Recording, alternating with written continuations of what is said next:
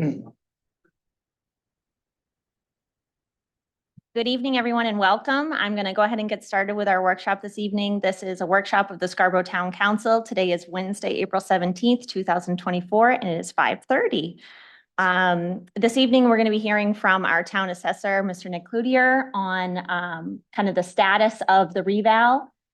He has prepared a slide deck that was publicly available. It's in our packets. And so what I'm going to ask is everyone from the council, please allow Nick to get through his presentation tonight. We're going to let Nick do his whole thing because the slides tend to build on one another.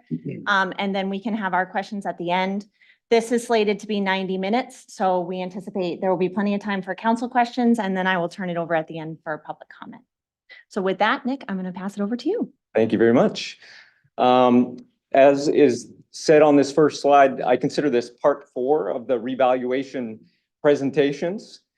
2 others were workshops, and one was a finance committee meeting where there was still a lot of substantial information shared. There's been other events and smaller meetings, but these have been the substantial ones.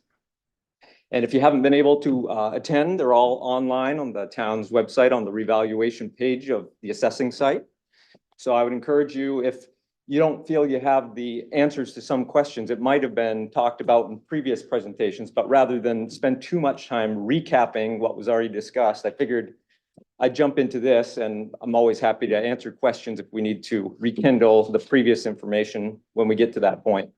I'd like to thank a lot of residents for bringing their questions to my attention, things that they thought they wanted to know, because it's informed my presentations.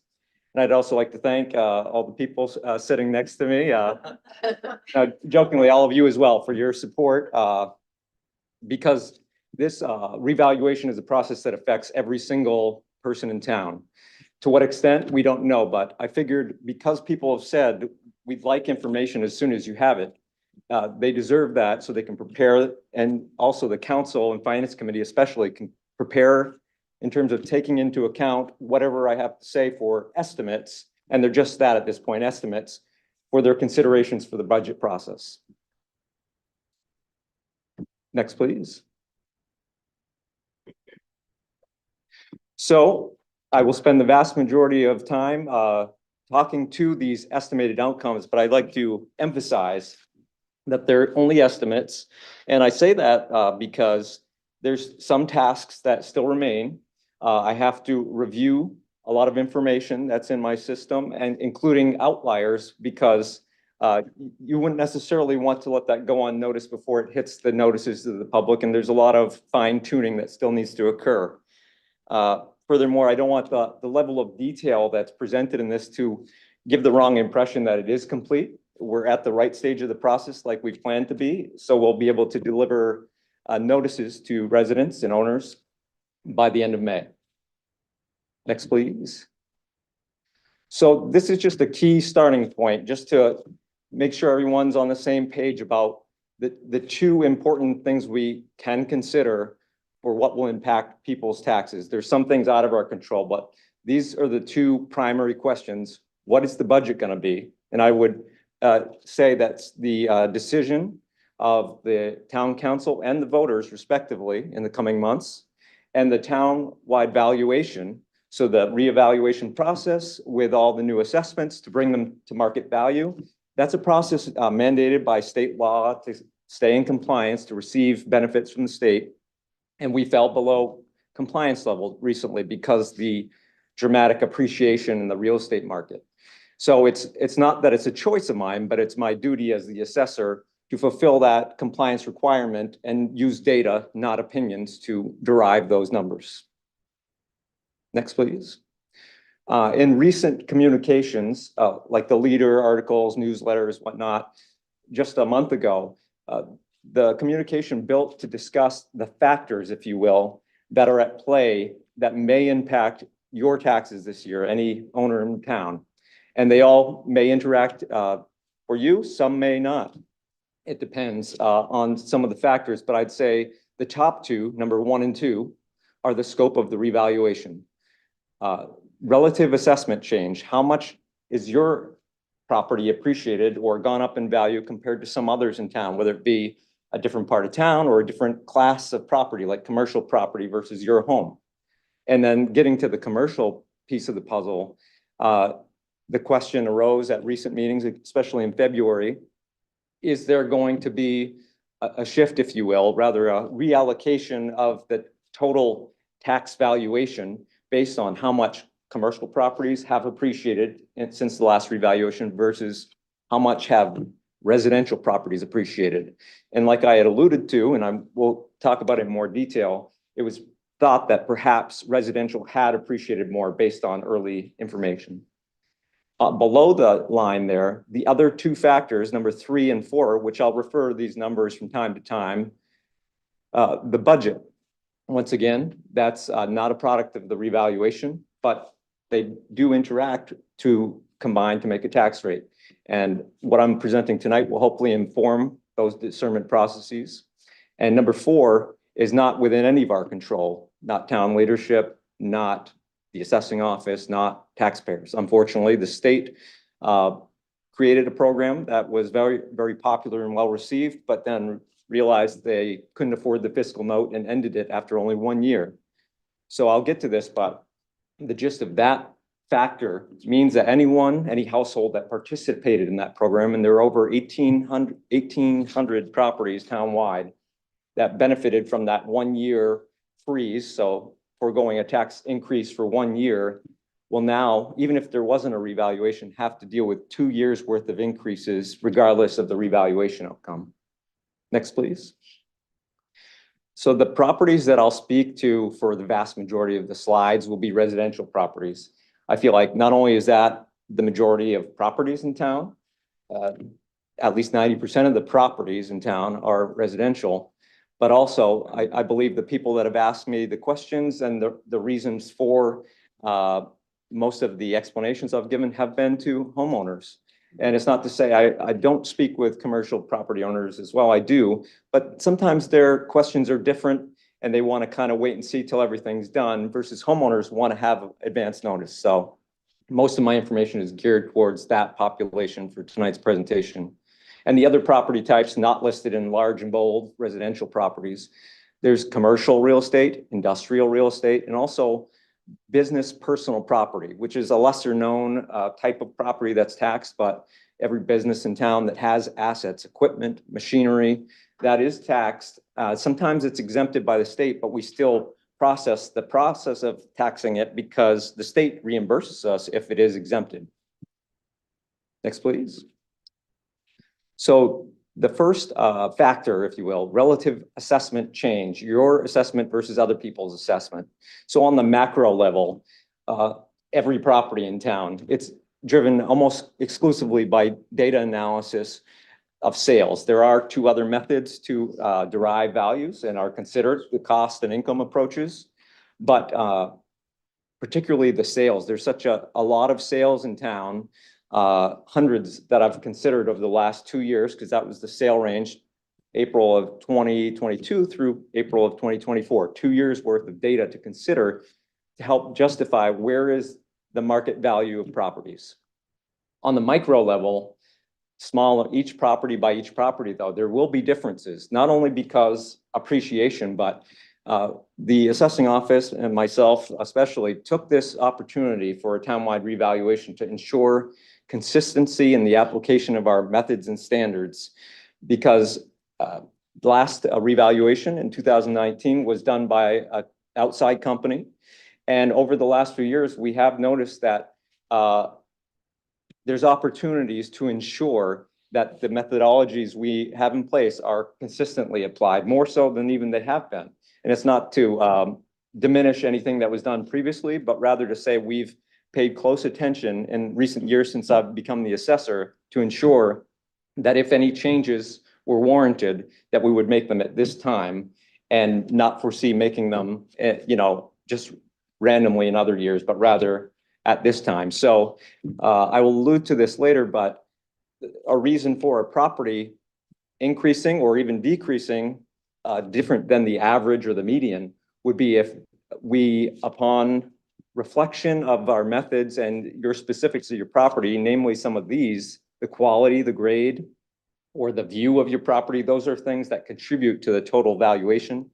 If we felt upon review that those needed to be changed up or down, we did so accordingly, but rest assured, anyone that's listening to this or considering the time when hearings come up, if you need explanations why and how we do that process, and if you disagree, you will be heard and it will be discussed with you. So there's still time, even if your grade or view changes, to discuss and be heard if necessary. Thank you. Next slide, please. So this one, the estimated assessed value change. We're starting to get into the numbers now. Before I say some of these numbers and what they mean, I'd first like to explain what I excluded from the data set, like which properties are not included in this. And initially, I had thought, based on some communication from people that are interested, I'd like to hear about the 80% center or the 90% middle. And I contemplated that at first, because that makes sense. Maybe the outliers aren't as telling. But when I started to toss that around, I figured it didn't make sense just to pick a number unless there's a standard methodology for which middle portion to choose. And the state's methodology is to choose the center 70% to exclude the top and bottom 15. And I thought that was too exclusive and didn't tell the whole story. So although they do that for their audit purposes, which is generous, I thought I would tell as much of the story as I can at this point, even though it's still preliminary and estimates. So rather than exclude any of the outliers, all I excluded was properties that were new construction.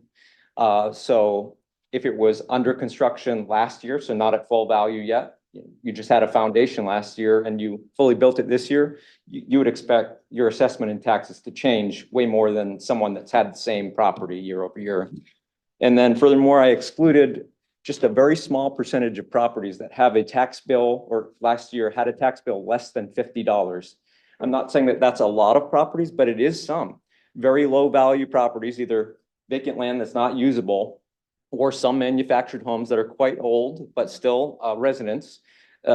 In those instances, the homestead exemption may have canceled out a lot of their bill, which is good. But I felt like it wasn't representative because a tax bill going from $50 to $75 is a 50% increase. So it's just not representative of the normative group of numbers. So other than that, those are the only exclusions, new construction and tax bills below $50. So almost everything's in here. And perhaps I've buried the lead of what's on the screen here, but based on just the preliminary numbers I have now, which are still in flux and needing review, the average increase in assessed value, not taxes, has been approximately 53% for residential overall. And I show the breakdown of the different populations of types of homes, and they're fairly similar. I would say the vacant land hasn't appreciated as much based on vacant land sales, and manufactured homes are a little different in the sense the older they are, the faster they depreciate compared to a stick-built home, but they're all fairly close in this range and yield a 53% overall estimated average increase in assessed value. And I will allude to this again on another slide that's kind of a throwback to a previous meeting, but this is less than I had projected in the February meeting, and I can speak to that later. I had projected initially 60% increase. So I'll speak to that later. Next slide, please. So factor two, factor one was the relative assessed value increase just among all properties, especially residential, let's say. But factor two is there a difference in how much commercial and industrial have appreciated versus residential? And my preliminary data says there has been that occurrence. Also, once again, less than projected at my estimations in February. So I'll get to the specifics on a future slide, but this is just a very clear yet simple takeaway of what I believe is likely to occur at the end of the revaluation. That residential properties that just in the last year has tipped the balance over the, less than 75%. So more so commercial has risen above 25% just in the last year.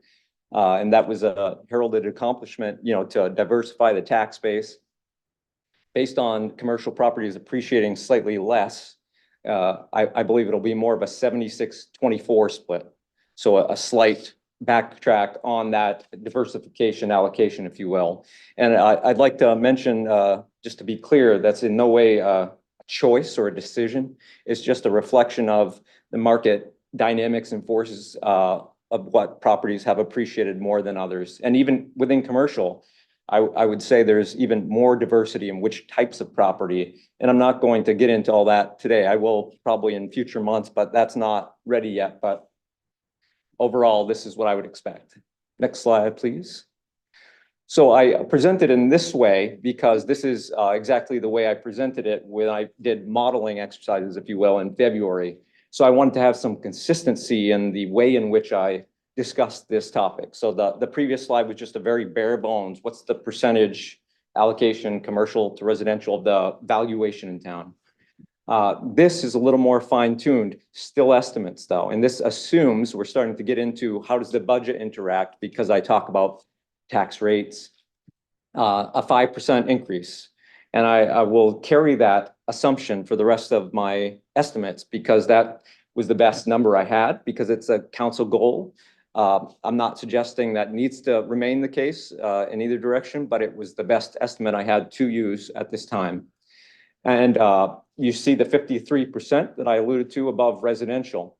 Once again, that's less. In the previous February presentation, that had been 60%. And some may ask, why the change? At that time, a couple months ago, that was the best information I had. I had primarily worked very in detail on my data set of sales analysis, and perhaps those properties gave me the inclination that all of the properties would appreciate to a certain extent, and perhaps it was stronger than when I actually ran all the data and numbers, what I actually think will occur. And 53% is more what I'm expecting at this point for residential. The commercial, once again, it's broken down by commercial real estate, industrial real estate, and personal property. At that time in February, I had spoken to ranges because I was rather unsure at that time of what it might be, but I had 3 different ABC ranges in that presentation, 40% commercial going, 45% and 50. And it kind of landed in the middle for commercial industrial. You see industrial slightly more. Personal property brings down the other two a little bit, even though there isn't that much value comparatively. The others are, lots of millions, and personal property is less so. And there's a slide that comes up where the exact numbers are noted. But the reason I have 20% for personal property, it's a complete unknown at this point. That process involves processing 1,000 accounts, and each account has thousands of assets like IDEX, like Abbott Labs, Hannaford. There's just big companies in town in addition to small ones, and it takes work, and that number is never known until at late July sometimes. And the reason I use 20% though versus 0 or some other number is I did research consumer price index for business assets, and I did research on all other towns and cities in Maine and what they use for depreciation schedules, and did reevaluate those as well. But we haven't processed the incoming accounts. We've processed hundreds. There's 1,000. So it takes time, and it's well on track. But that 20% for personal property could just as easily be 30%, and that would shift some of the dynamics. It could just as easily be 10. So that unfortunately won't be known till the 11th hour. But I felt this was my best guess based on the 100 or 2 submissions we have received and processed, because they on average have been in that ballpark of 20% increase. And resulting town valuation, you see from the other slide, 76-24. So resulting mill rate, the next slide will help get at this better, how I got that number. But the tax rate, like on the earlier slide, is derived by taking the budget, the net budget, and dividing it of all value in town. And I'll get to that. But the 1114 is my early estimate based on a 5% net budget increase. Is slightly higher than the last time I had spoken in a couple months ago, but that's largely because the residential isn't presumed to go up as much as I had thought it might. And the townwide valuation increasing to nearly $8 billion, but under it. And the townwide assessed value change overall, all properties, estimated to be 50.5%. So 50%, let's say. And if you remember from infographics I presented at different meetings, pictures of houses, with the arrows, if your property goes up more than the average townwide, you're likely to see a tax increase, even if the budget was flat, zero budget. So even if there was no increase year over year, you still might get a 3% increase or a 2% increase due to the shift of who's paying what share of the overall tax burden. Because if you're 53 and everyone overall is 50. Next slide, please. So this is a little bit more detailed information. And like I said at the outset, I don't want this to give the impression that the work's done. These numbers will change, but because I work with numbers and particularly Scarborough's assessing valuation numbers so intimately day to day, I do feel confident that I can make close estimates, rough estimates that, will change. But this is the result of that. And I wanted to give some of these level of detail for two reasons. Sometimes people say, I trust your numbers, but how did you get them? This is how I got them. So I don't just want to tell you a tax rate. I want to tell you the numbers that lead to that tax rate in my estimates. Furthermore, if you go to factor 3 below, starting to talk about the budget, if you want to contemplate, what if we were to have a different percent change in the annual budget? What if it was 5.5 or what if it was 4? You have the tools here to be able to do that. You can certainly ask me as well, but this gives you the tools to do it yourself. In such an instance, if you were to go to 4.5 instead of 5, you would be able to change just the total tax levy. So the 86.2 million, you could figure out what that would be. So the previous year's 82 million times 1.45 would yield a different number.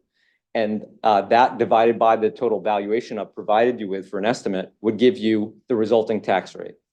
So that gives you the tools to be able to do some of those what ifs yourself. So estimated tax bill change, and this is factors 1, 2, and 3. So every factor except the senior stabilization program. And it once again assumes a 5% net budget increase for the town council's goal. This shows the estimated change in a tax bill for these properties. It also shows the median. So the top one is all residential, including vacant land, but the vast majority of people just own their home. So I wanted to show that separated out below.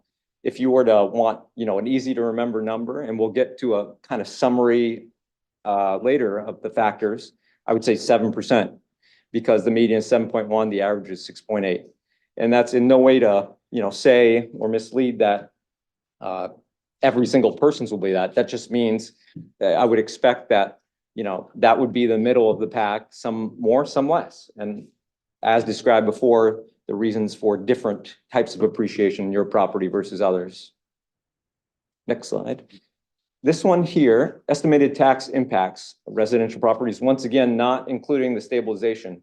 So, reviewing this morning, a couple realizations came to mind that I'll explain just for added clarity here. Perhaps, in a different iteration of this, I would have just included properties that were not in the stabilization program, but rather I included all properties, including ones that are in the stabilization program, as if they hadn't received that benefit. So this is without the stabilization change, what their taxes would have been last year if that program didn't exist. And I'm happy to contemplate other iterations of these estimates, but that's an explanation of why there's so many properties. It includes that 1,800 as well, but as if they hadn't received that program benefit. And then a second thing I'd like to explain, when preparing today for the presentation, I noticed that I had said 7% median. So you would expect when you see a graph that if 7% is the median, that there probably be a line in the middle where half of the properties would be above and half would be below. But when I looked at this, I noticed that it's kind of closer to 9, that there seems, and not just because it's the highest bar, because there's more numbers, additional high bars on the other side as well. But I would still think it's approximately half, based on this pictorial graph, are 9% or above, and half are roughly 8% or below. But I realized when the median is in fact 7, that I derived this graph by rounding and nearly everything rounded up. So this is slightly misleading, and I'm happy to have other iterations, but I was pleased that it wasn't an error or anything. It was just in order to make a graph work and put each of these in little tight packets of groupings, you need to round the numbers. And for example, anything that was an 8 point anything rounded to a 9, and if I were to do just the exact number, it would be shifted a little to the left because 7 is in fact the median estimate. So I just wanted to be clear on that. And then furthermore, another iteration might be perhaps these groupings are too large or not telling the whole story. So there's certainly opportunities to discuss future, but just to reiterate, this is an example of a spread, even if it were to be shifted slightly to reflect the 7% if it weren't rounded.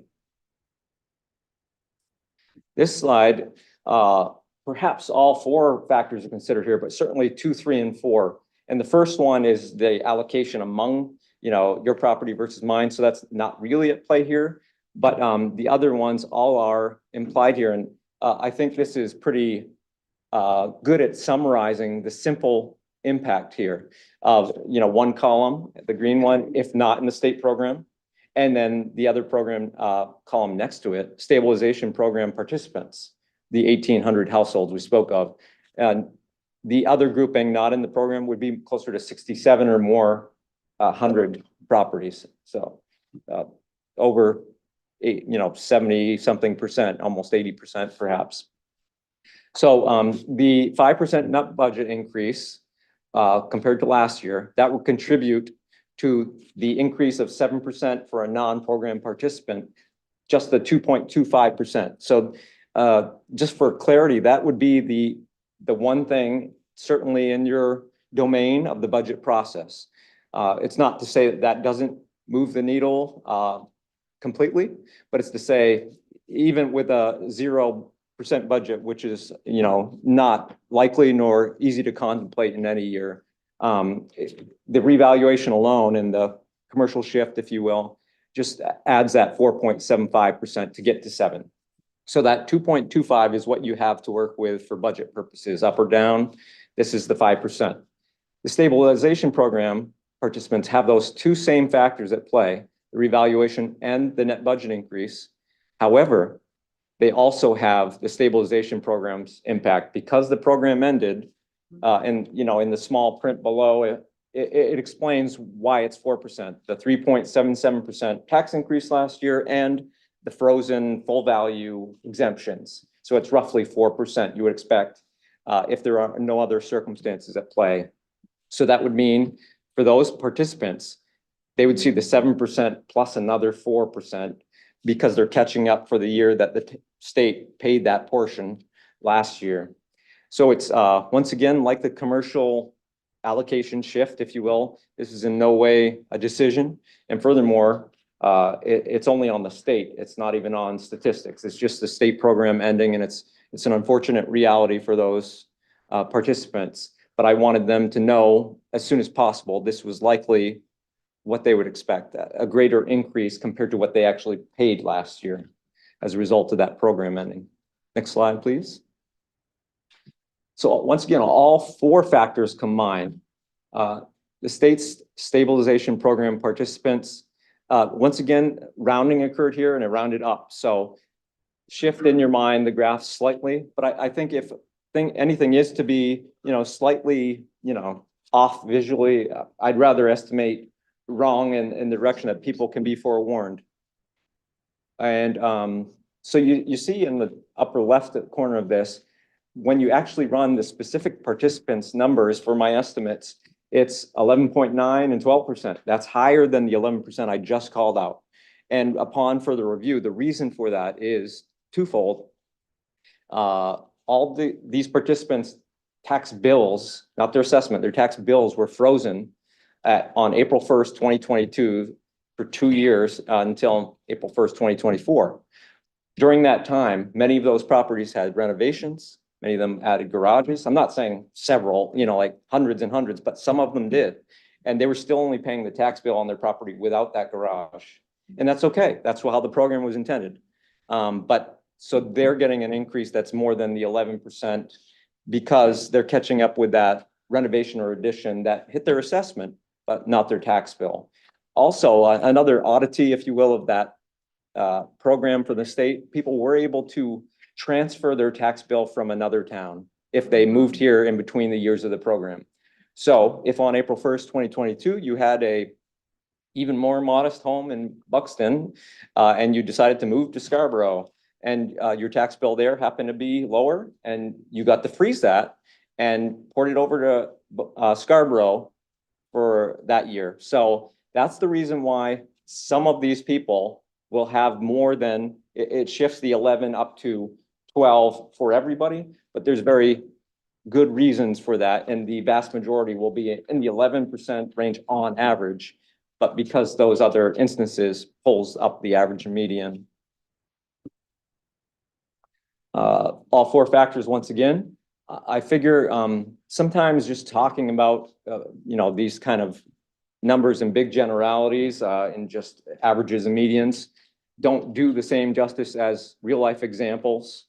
And pretty small print here, but the gist is I want to give 3 examples of different valuation properties for each of those 2 groupings of homes in town. So if not in the state program, the 6,700 households roughly, and stabilization program participants, the 1,800 plus households.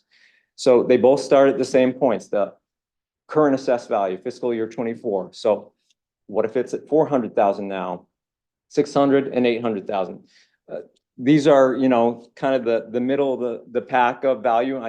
I personally, could see some people saying either that they're too high or too low. It's just, I had to pick some number, and these seem like reasonable ranges to pick. They represent a large portion of town. And you might say, well, yeah, 400,000 isn't, as realistic anymore. That's part of the whole point of the revaluation. Like the market has just changed in these 5 years so dramatically. So in these examples, we'll stay on the, if not in the state program side for now, that 400,000 assessed value home that it carried from 2019's revaluation, less its lowered exemption for homestead, had a taxable value of 376 times the current year's tax rate, $6,000 tax bill.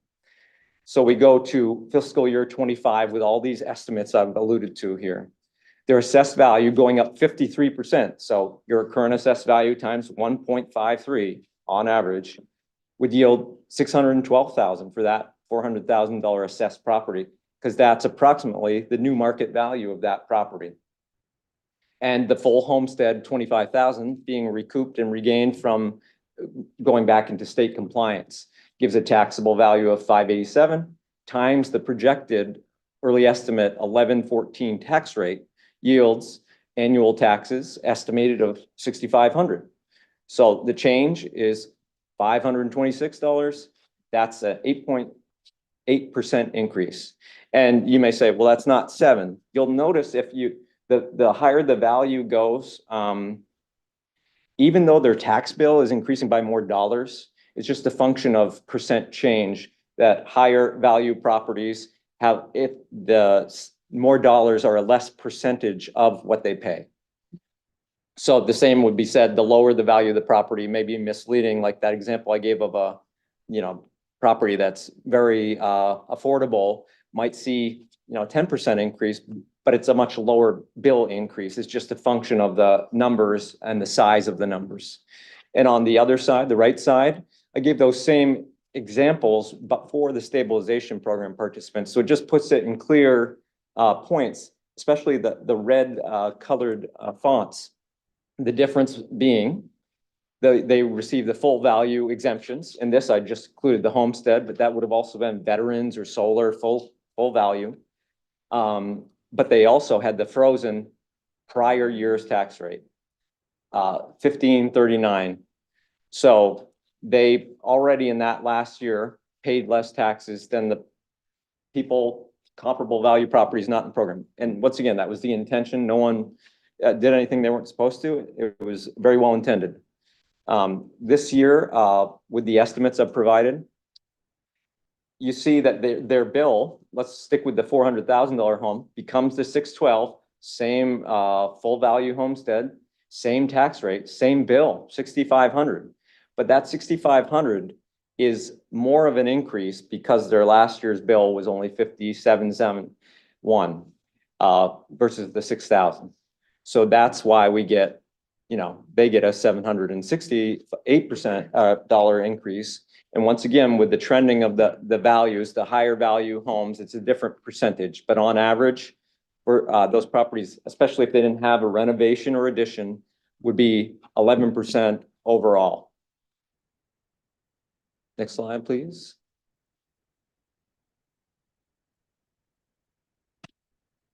I'm not sure, did we skip one or? Maybe not. Nope. Okay, thank you. We're getting close to the end. Thank you for your patience. It's almost sometimes lonely or boring to hear myself talk, but I think it was for the good of the process in this instance, because I've been well-intentioned in previous presentations, and I've had like 40 something slides and have gotten through like 12 or 18 of them. And that's partially because I tried to tell too much in a short time, and partially because you all ask good questions. So there will be time for that shortly, because we've, let's see, done a good job keeping on time. So maybe we'll have time for a break. That's that's something for you guys. So FAQs and FYIs, frequently asked questions and things I want people to know. Tax impact, that was the purpose of this. Some may say, good job, now I know something. It may not be favorable news, but at least I have more to go on to prepare my budget or to derive budget processes, a little more information. Some may say, I still don't know what my property will be. We're getting there, we're not there yet. In the coming months, it'll become clearer and clearer. It builds on itself. So when you get your notice, you'll have more clarity and an opportunity to speak with me. So, and it's been, even though I would go as far as to say it's unusual in a revaluation process to provide such estimates, especially this early on. I think we've tried to, throughout this whole process, to do it differently, to do it better, and to listen to people's wants. So it's been my pleasure to be able to provide greater level of communication, even though I welcome that it's still estimates and still in process. Storm damage, that's been a question. A number of parts of town were unfortunately, hit hard by a couple instances, and perhaps they wonder if it's to happen again. But more so, they're saying, will this be taken into consideration?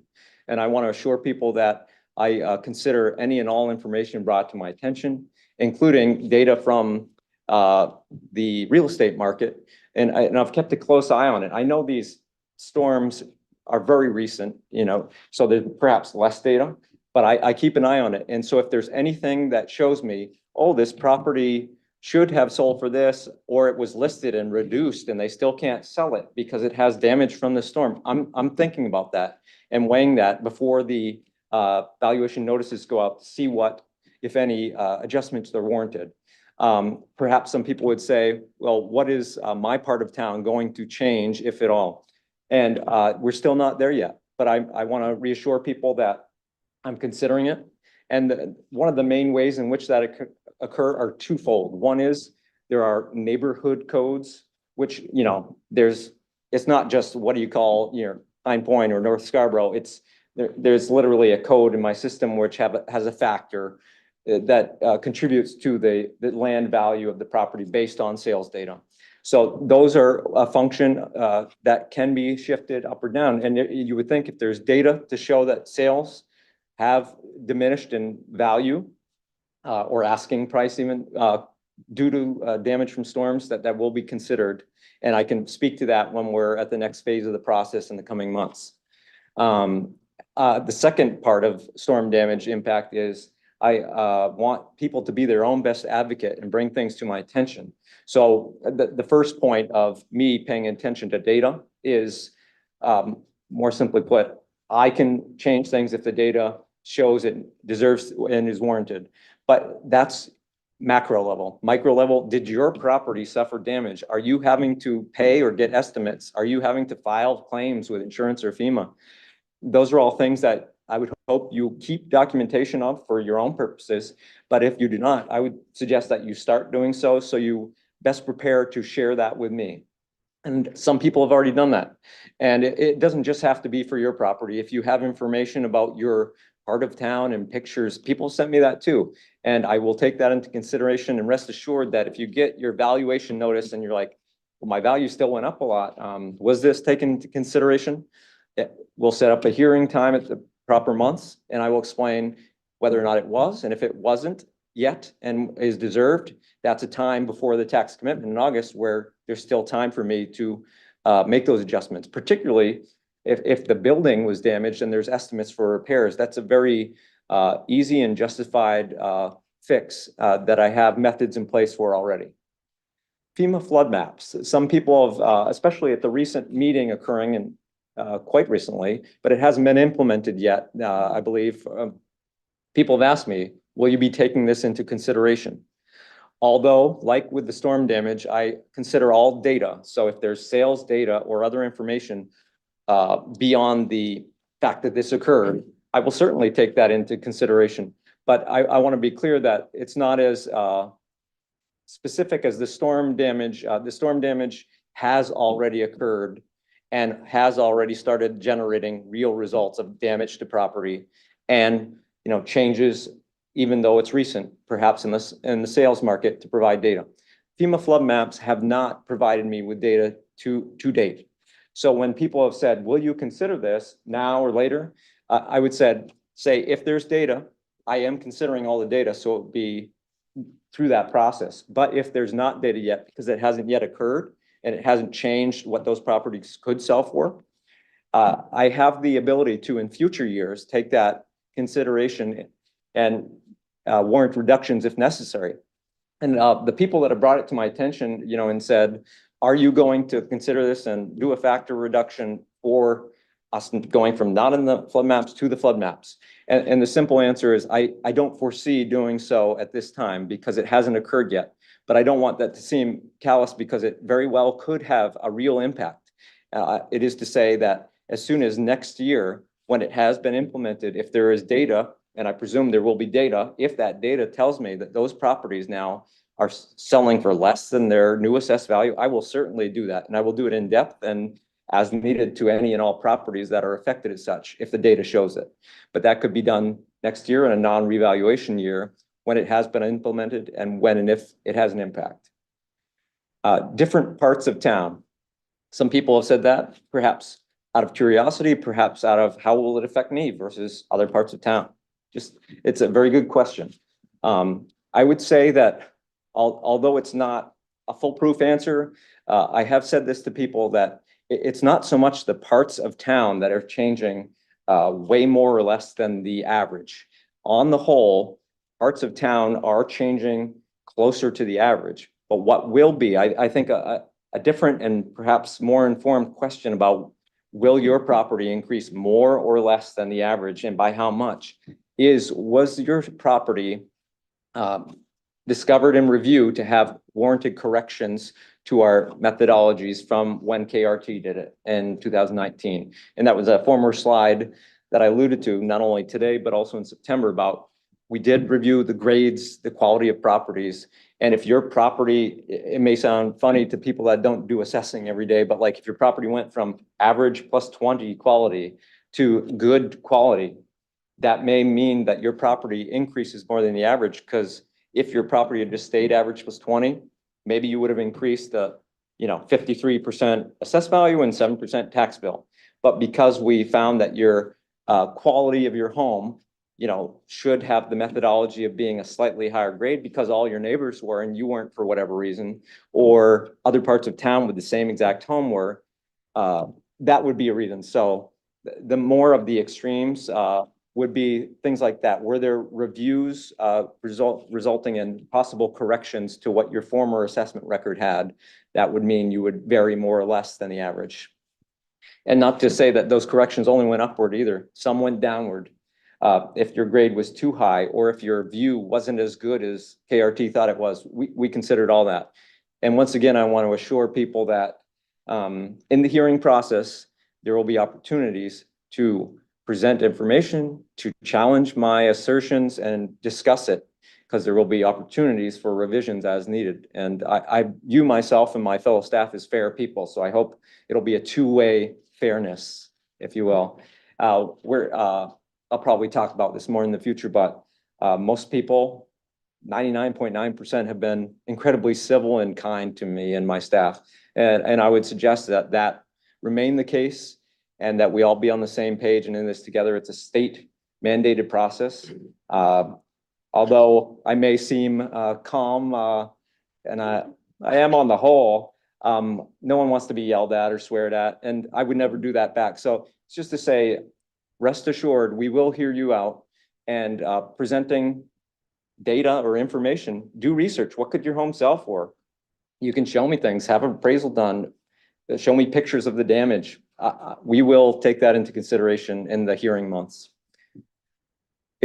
Oh, no worries. Exemptions calculation. So just for added clarity, and I do believe I showed this in previous presentations as well. Just don't want anyone to feel misled that, we are going back up to full exemption value. So homestead, instead of going from 23,500 off your assessed value down to 19,000, because it would have, the state chops away at those exemptions.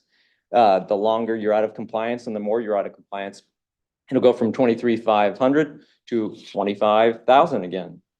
But because there's so much new value occurring through this process, everyone's appreciated, the tax rate will be much lower. So the homestead dollar for dollar to you, even though it's gone back up to the full available value, may even be less, and I would presume it will be less than last year. In the same ballpark, but I didn't want you to say, why did my homestead go from $350 down to $300? It's in the same ballpark, but it's a function of two things: the full value exemption, which we're getting by being in state compliance, as well as reimbursements from the state, which is helpful, but also the tax rate. And the tax rate will be quite low comparatively, a reduction.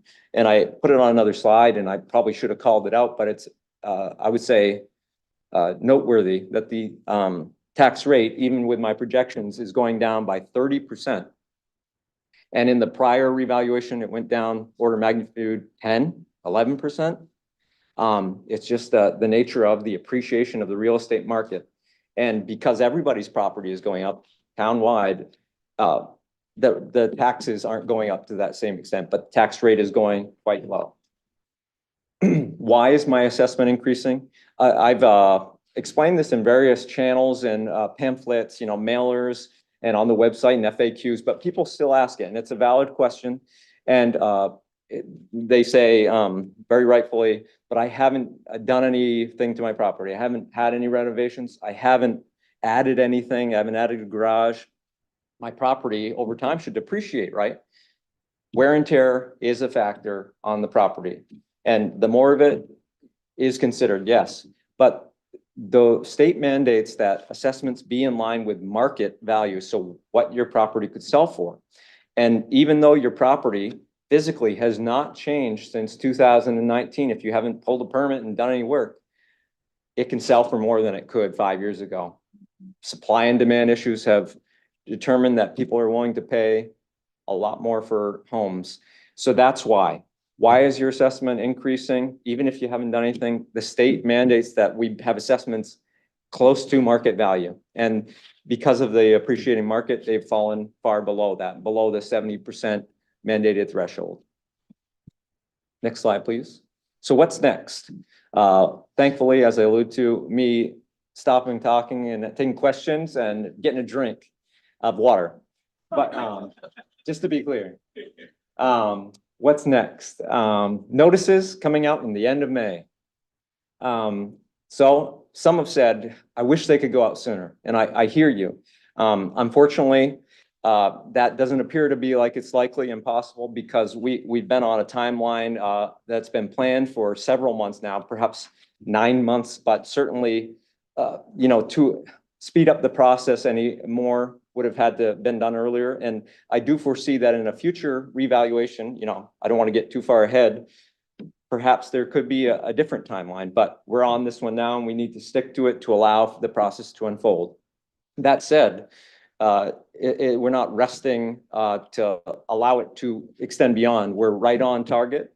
And end of May, the initial communications projection months ago was loosely May to June. And I had anticipated it could be as late as June, but I do not want that to occur.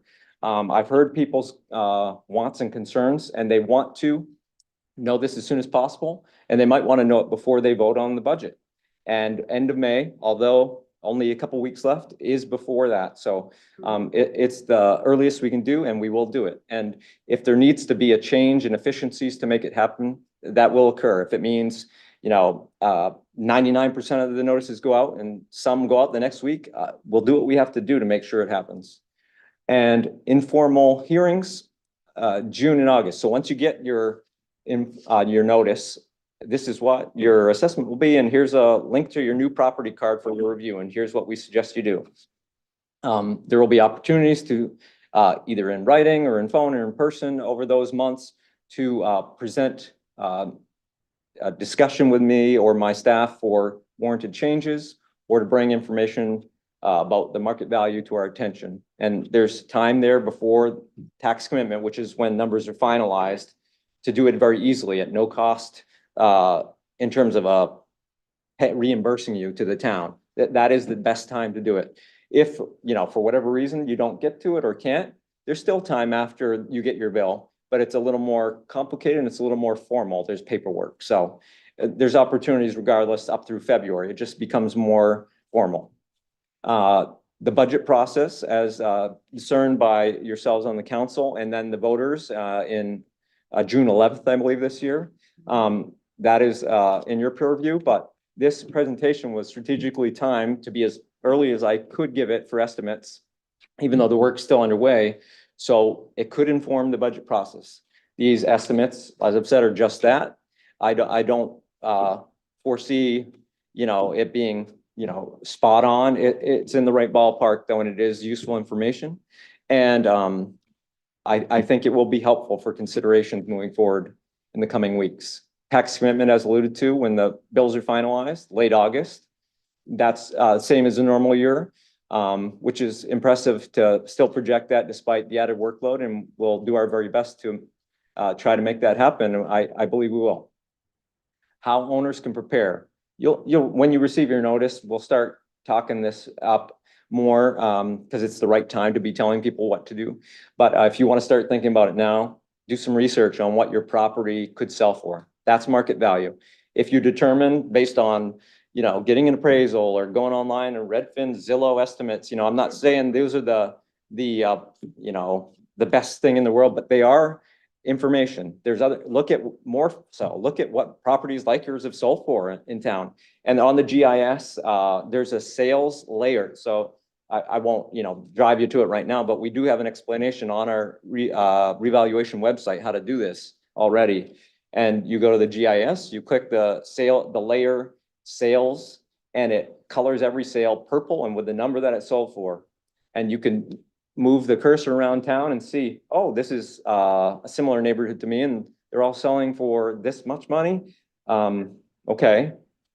So do your research. So be prepared. So when you get your notice, you can say, okay, they come in a little less than what I thought I could sell it for. Maybe I'm okay, but I'll still want to meet with them. That's what I would advise. And without further ado, I will take a sip of water and open up to councilor questions. Thank you so much, Nick, for the presentation and for running through all of that. I think that I can speak for myself when I say that you anticipated a lot of what I was looking for tonight. And so I hope that that rings true for a lot of people. And I just think that this was so comprehensive and so helpful. So with that, I will go ahead and turn it over to council questions. Councilor Anderson, why don't you kick us off? Yeah. Thank you so much, Nick. This was actually super, super helpful and clear. So I just have a couple of clarifying questions. So on page 13, where you kind of, let's go to the impact just for the reval at the 4.75%, that's not just for those 1,800 homes, right? That's for everybody. Yeah. The 1,800 homes have an additional 4% projected because of the program ending. And then in the 1,800 homes, I remember when you originally did some digging, I think it was about 480 of those homes were in the town tax rebate program. So the numbers you shared, does that include them also receiving the town tax rebate plus the addition that we've recently changed, or is it exclusive of It's it? exclusive of it. The tax bills aren't changed by that program. It's a rebate, if you will, but it's not based on how much taxes they pay. That's a difference in the program. So, that's not included in any of this information. And I would say there's a strong overlap of the 1,800 households in the state program. I would say, the 420, that are in the local program, those 400 of those, because some are renters, by the nature of the program, 400 of are in the 1,800. There's an overlap, but it's not contemplated in this because it doesn't affect their tax bill directly, even though the increase in that program's eligibility and maximum benefit will likely help the people affected most. Okay, so that's just super important for anybody watching, that if they haven't applied or did apply, that there is a little bit more support coming to kind of soften that 11% Yep. average it looked like. Thank you. Again, what I'm more interested as we go forward at this point, because a lot of this is outside of our control, but to your point, the only thing really within our control is the budget. And so I'm hoping as we talk tonight, I can hear a little bit more, especially Don, Karen, and I, as we go into our finance committee meeting tomorrow, how this information may influence direction or thoughts as the finance committee works further through the budget. I will say for myself, I was hoping that it didn't quite look like this. And even though you're just the messenger, it wasn't the greatest news. And so for me personally, I feel like sharpening the pencils even more, and exceeding our goal, I think, is super, super important to me. And again, I would say, we had talked before, and this is an item on the agenda for the finance committee, about how we want to use fund balance as it applies to that goal. And I guess for me, it's important, I think, we get to goal without that, and then potentially use the fund balance as a means to try and address this as best we can. But again, I think to Nick's point, even if we had a net budget of 0%, that's only going to be a 2% or so reduction in the numbers that he presented. So people will still have a 4% plus tax change on their tax bill. So, I mean, I'm willing to go as far as we can, but I want that direction from the rest of the council as well in terms of how far they want to go. And to add something, when you spoke of the finance committee's work, perhaps some of you saw this and some of you did not. And the budget meetings for the assessing department, it came up that I am happy to present a couple numbers that impact the tax rate computation, namely the reimbursements from the state and the TIF and CEA numbers, because in light of these new estimates, those numbers will change. And as I alluded to, sometimes they cancel each other out. With a higher tax rate, the TIFs go up, but so do the reimbursements. But I want you to have as accurate numbers as possible, so you can plug those into that calculation so you make informed decisions. Great, thank you. Other questions? Councilor Hamel. Yep.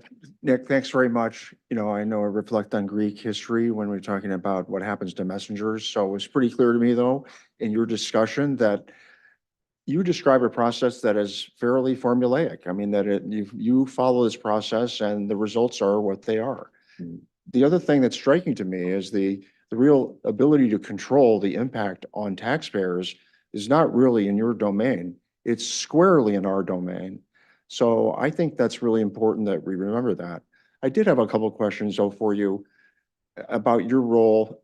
So you don't report to Tom, or who do you report to? I mean, no, he's your manager here, but you report to the assessor, the state assessor. Is that right, or do I have that wrong?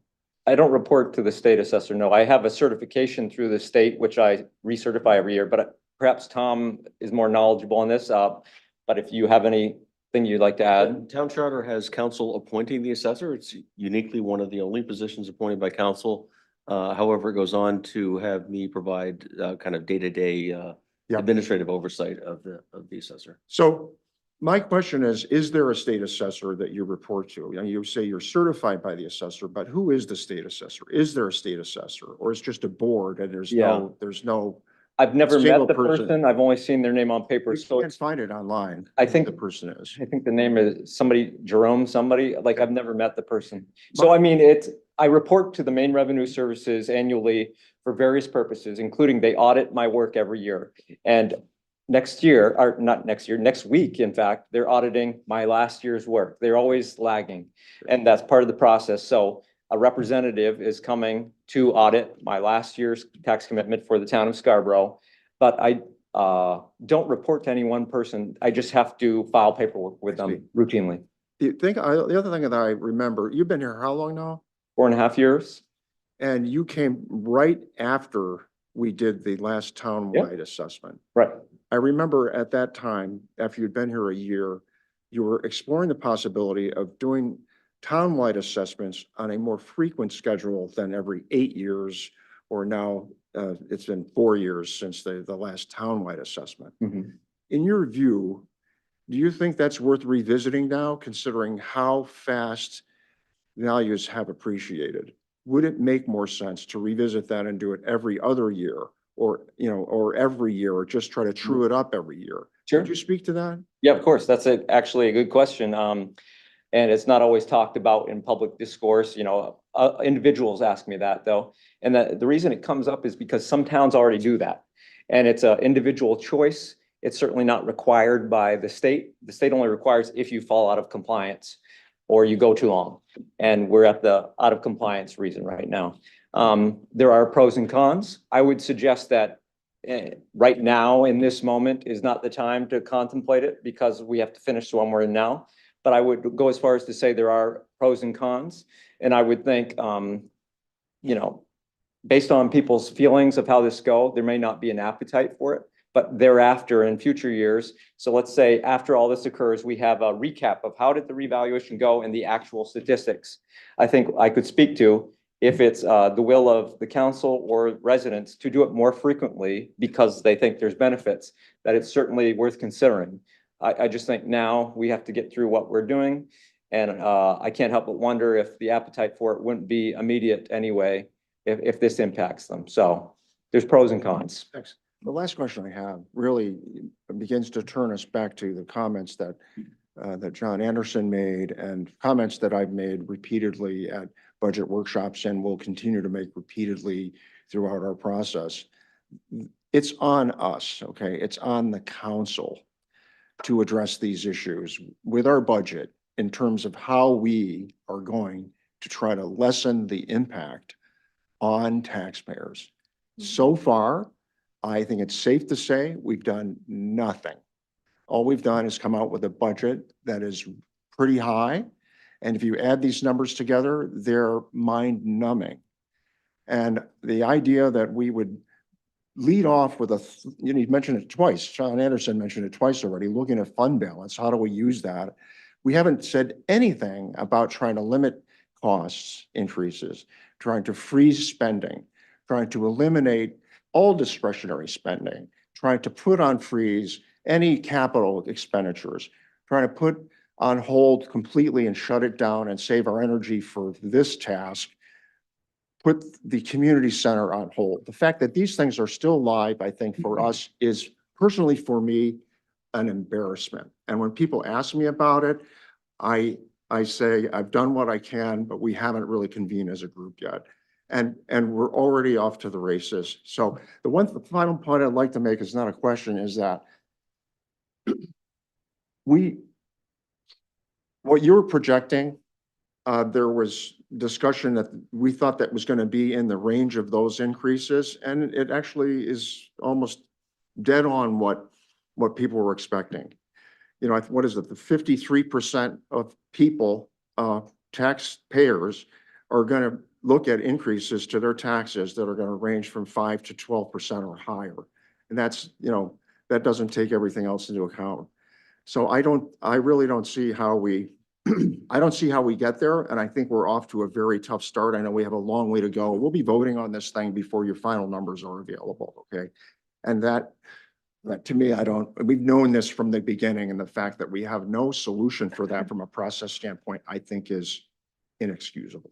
Point of information, can I just clarify, because Counselor Comment made the statement that nothing's been done. Please. Tomorrow, we have a finance committee meeting where, based on the meetings that have already happened with the finance committee at the budget workshop, it looks like we've already kind of found favorable money up to $750,000, in addition to probably close to $1 million worth of choices we can make in terms of TIF, capital reserves, impact fees. So the town is working with the school avidly to try and get closer to our budget.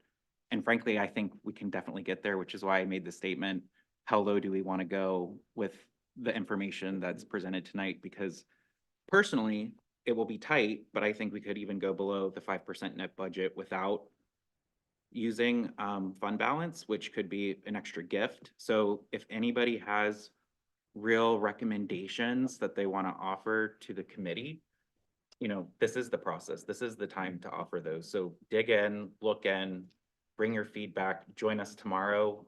We're meeting weekly. So we can get there and we will get there. I have 100% faith in that, and the work is well underway. Nick touched on this. Hold but the on, One hold- thing that we need to do, Whoa. may I just finish? I'm done with this.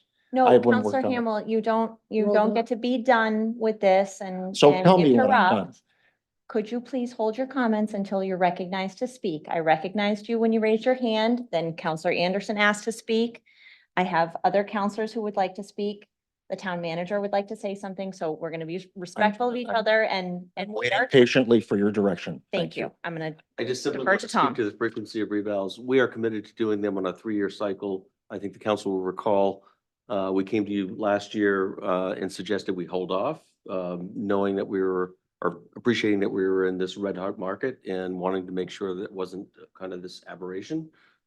So consequently, it's a 4-year interval, but I think we're going to try to commit ourselves to that 3-year cycle.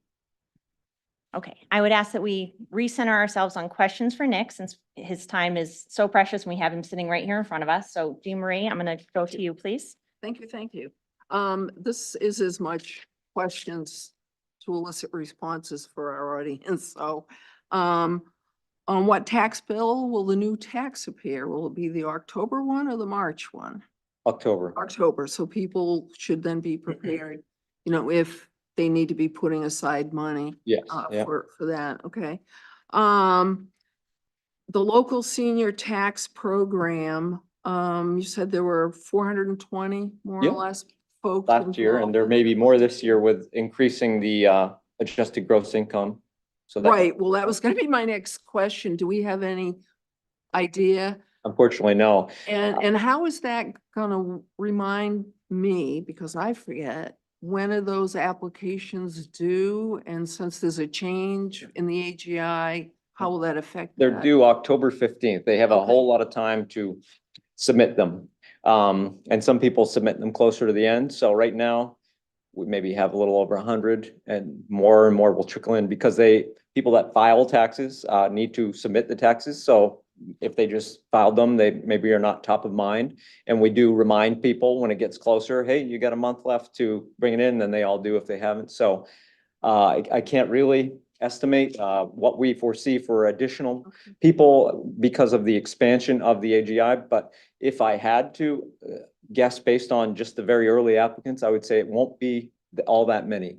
To date, even though my staff around me do all of the, incoming applications, and I maybe do one every other day, they do 20 every day.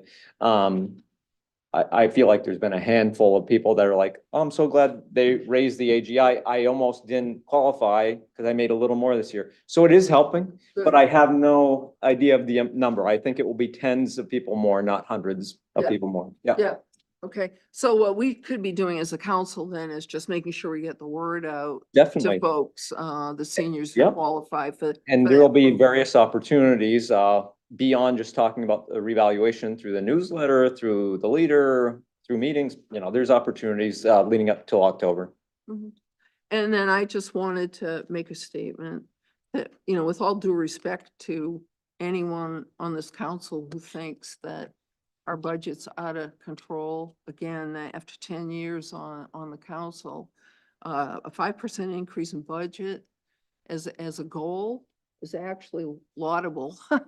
And when we look at, you know, what we're able to do, and again, my goal as an individual counselor is to keep tax impact as low as possible. But, you know, also being in the real estate market myself, it's been crazy. And what's happened to values throughout the state, it's not just here, has went cuckoo, cuckoo during COVID. So I don't envy you at all trying to figure out what the new valuations will be, but I think from what I've been watching in other towns, we're in actually a pretty good position. So, you know, I encourage the finance committee to keep on working and make this the least impactful we can make it. Thank you. Thank you, Jean Marie. Other questions for Nick? Okay, oh, go ahead, Counselor Cushing. I think you alluded to the fact that the 5% budget increase translates into a 2.25% increase in your taxes and mine. Is that correct? Mhm. The tax rate. Mhm. What's the inflation rate been past year? I wouldn't know off the top of my head, but I would guess it's more than that. Probably 3 or 4% at least. So what you're, if I understand correctly, that 2.25% increases in taxes is accomplished at a rate that's lower than inflation and at the same time still manages, if we get to that goal, still manages to take care of people, meet union commitments, fix things that are broken and so forth. Is that fair? Okay, just. Sounds like a good finance committee discussion. You know, I've appreciated and valued each of you in your own ways, taking responsibility for the budget. I have enough responsibility for an unpopular thing, so I like to share what's yours with you. Awesome. Seeing no other comments or questions. Oh, Counselor Cushing. One more. Sure. Okay. From whence I come, I did a little valuation research to support your efforts. So what I discovered is my little home, which I purchased for $550,000, has increased in value to $935, if I believe the Zillow numbers. And if I follow that with your projections, I'm going to see a pretty big tax bill. But when I looked over the history, it was an average increase of $300 a year, which is not awful. Now it's awfuler for me, and I'm speaking about me to put this in perspective. It's awfuler for me because I'm on a fixed income, okay?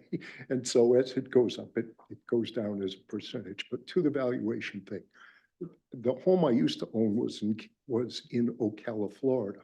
Over the same period of time, that home, I purchased it for $525. It's market valued at $640, and the taxes have gone up as a percentage of value, which is lower, about the same percentage as they have here. And they're both pretty nice cities, and they're both pretty nice homes. So the point is, in this extreme piece of valuation, is that one of the things that you alluded to as being out of control, and I just wanted to emphasize, was the fact that we have seen a crazy increase in valuation of our properties. And to some extent, you'd say, you know, the argument for me is move back to Ocala, buy my own house and put $500,000 in the bank, okay? But for some strange reason, we like it here. And I think that is sort of part of the perspective. Doesn't change the fact that we all here have to do our best to have a responsible budget, but we really can't control what's going on in the real estate market. Thanks. Okay, I will go ahead and turn it over to public comment. If there's any members of the public who would like to speak specifically about the workshop we're having right now, which is the reval workshop, you can take the podium and have your 3 minutes.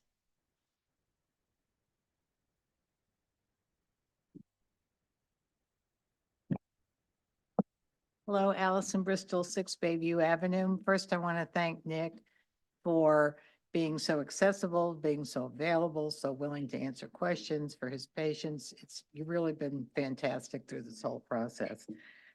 Now I have to say, this is sobering. It's sobering. And I appreciate, these are just random comments. I really need to absorb all the information. I'm sure I'll come back to you with questions. But, and I absolutely appreciate the information, particularly for seniors who might have been part of the state tax plan. I was not one of them, and I'm only speaking for myself. And I'm saying, what I wanted to say was that we're on fixed incomes. There are, we have no kids in school. We still, 70% of our taxes still go to the public education in Scarborough, which is Sterling. And, people have worked all of their lives. They've worked for 50 years to have the homes that they have, and they would like to stay in them. So, I know this has nothing to do with the reval, so I guess I direct my point to the town council and say, please, sharpen your pencils. I direct my point to the Board of Education and say, please, sharpen your pencils. And I would say, we should, I worked in corporate for a lot of years. I've worked in nonprofits. I've worked in corporate. And when you were looking down the barrel of this kind of gun, you had hiring freezes, you had wage reductions. And I'm not suggesting that we have wage reductions. I know that we have obligations that we have to fulfill this year, but I think percentages become important. And whatever we can do to come close to a flat budget this year, I think would be helpful to the community until we understand what all of this means. So I thank you very much for your time and energy on all of this. Thank you. Thank you, Ms. Bristol. Any other public comments this evening?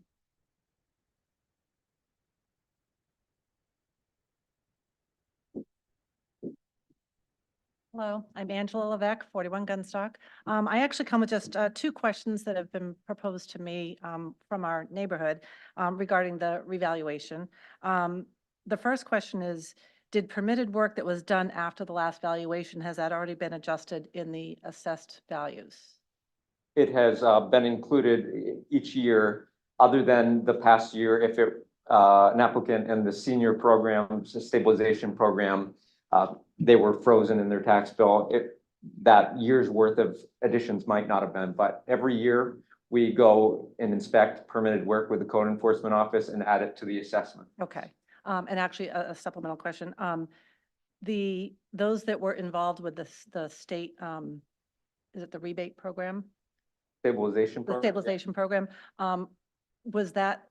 were their tax bills just duplicated to be the same, or could they actually see what it would have been and what the stabilization? I would defer to the tax collector how the bills actually looked. Did anyone of you see any of those bills? Probably not. Okay, So, but I can say the amount owed was the exact same tax bill amount as the Right. prior year. I just Whether or not wonder they if they said knew your how much bill would have benefit they been, got. I can't speak to Okay. that. That's Okay. the tax collection domain. And then my last question is, you had mentioned that the revaluation is mostly going to be based on the recent sales values. Mhm. What time frame of sales will that be from? April 2022 to April 2024. And April 1st is a state mandated date for a lot of purposes. Mhm. And I had to stop including sales at some point. So that was the most logical date. And 2 years worth, I would say, is not always the average. Some towns might only use a year's worth, but I think using 2 years worth helps me fine tune the information and perhaps even come in a bit more modest because it's a wider range, not just the most recent sales, which maybe have it appreciated even more. Right, okay, that's it. Thank you very much. Thank you. Any other public comment?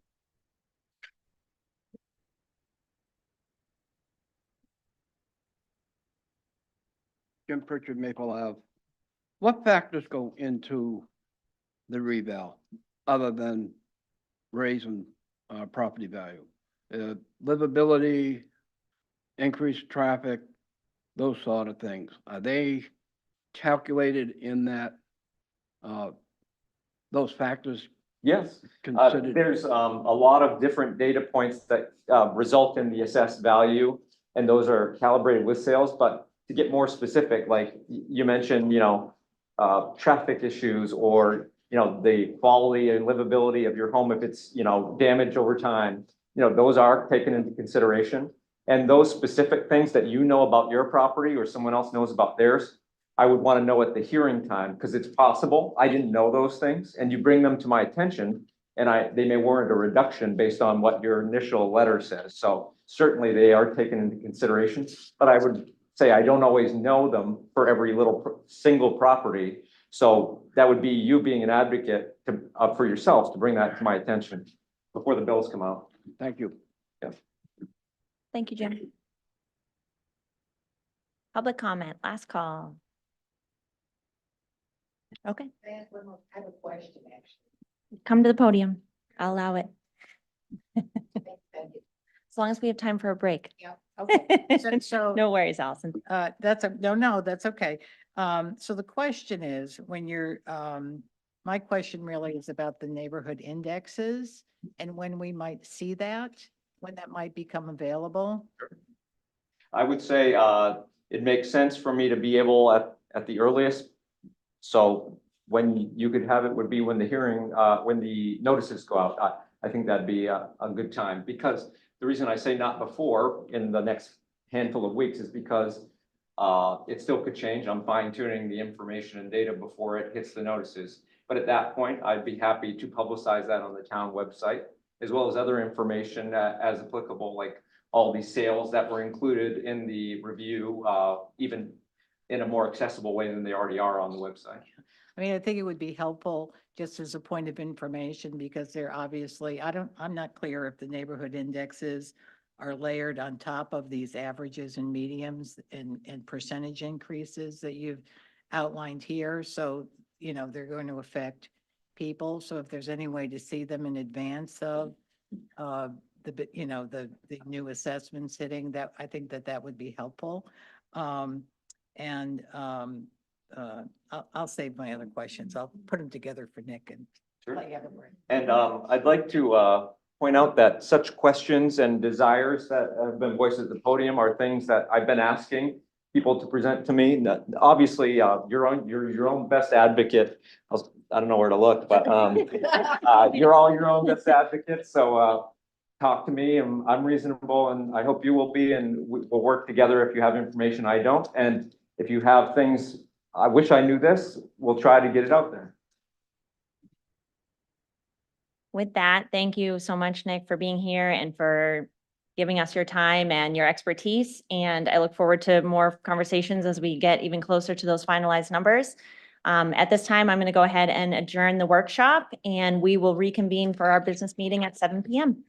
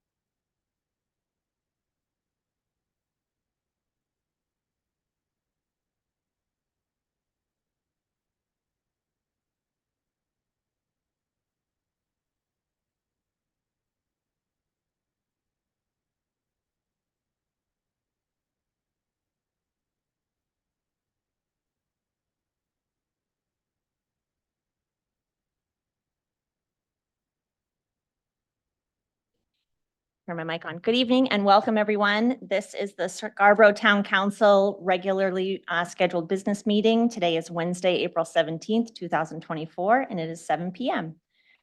Let me start by asking for you to join me in the Pledge of Allegiance, please.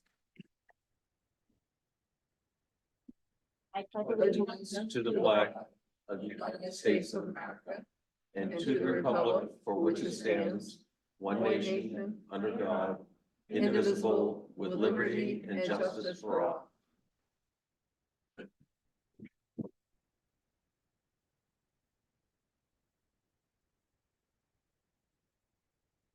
you. Kristen, could you call the roll, please? Counselor Cushing, Here. Counselor Shoup. Here. Counselor Katerina, Here. Counselor Hamel, Here. Counselor Anderson, Here. Vice Chair Seither. Here.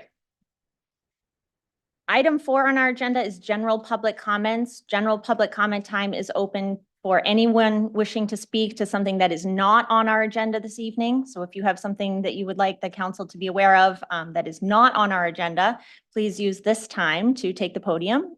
Please give us your name and your address, and you have 3 minutes to address the council.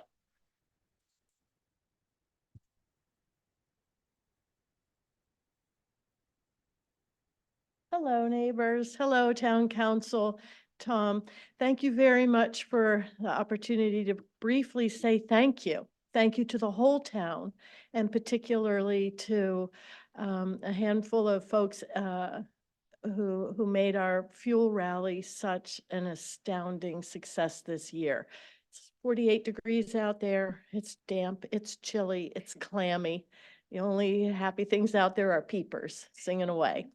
And we're very grateful to have had so much help throughout the year, but in particularly during our 12th annual fuel rally, which was on Saturday, February 10th at the Scarborough Public Library. We had help from both the Public Safety and Fire Department, Chiefs Mark Holmquist and Rich Kindlen. I knew first name, I was getting tangled on Kindlen. Were there the whole time talking to people. Their crew was there. Eric Greenleaf helped us figure out the logistics of a new location and got the VIP volunteers keeping the traffic moving along to pick up the chili and the chowder. We had a band playing, raffles inside the library. Pretty much any doer group you can think of in Scarborough was inside, from Kiwanis and the Lions and the Rotary, Historical Society and others. All of the help that we received from Allison to do public relations and media outreach. We had an outstanding turnout. We set a goal for $25,000. And I am very pleased and grateful to say we raised $33,000 this year. To all of you, thank you. Thank you so much. We had leadership gifts, but and we had many donations of $5, $10 and modest gifts. It all adds up to help our neighbors stay warm. I checked the price of oil. It's about $3.59, $3.60. So with 33,000 in the bank, that's over 8,700 gallons. And that is 85 helps for your neighbors. It allows us to help people weatherize their home, stay warmer and snug, save money and energy, and it allows us to say yes when one of our neighbors calls for help. And that is because truly of all of you. And our gratitude is immense. And thank you so much. Oh, and the library. Thank you to Chip and his staff at the library for all their help. Have a good evening. Thank you. Thank you very much.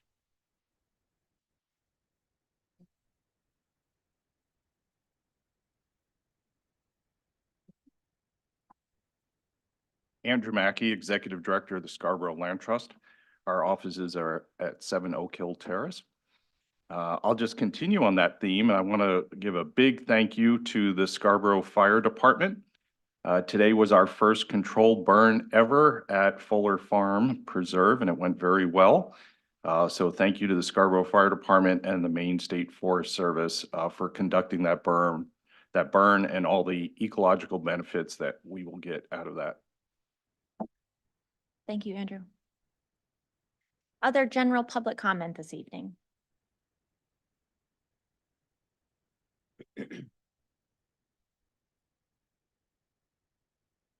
Good evening, Robert Baisley, 7 Pin Oak Drive.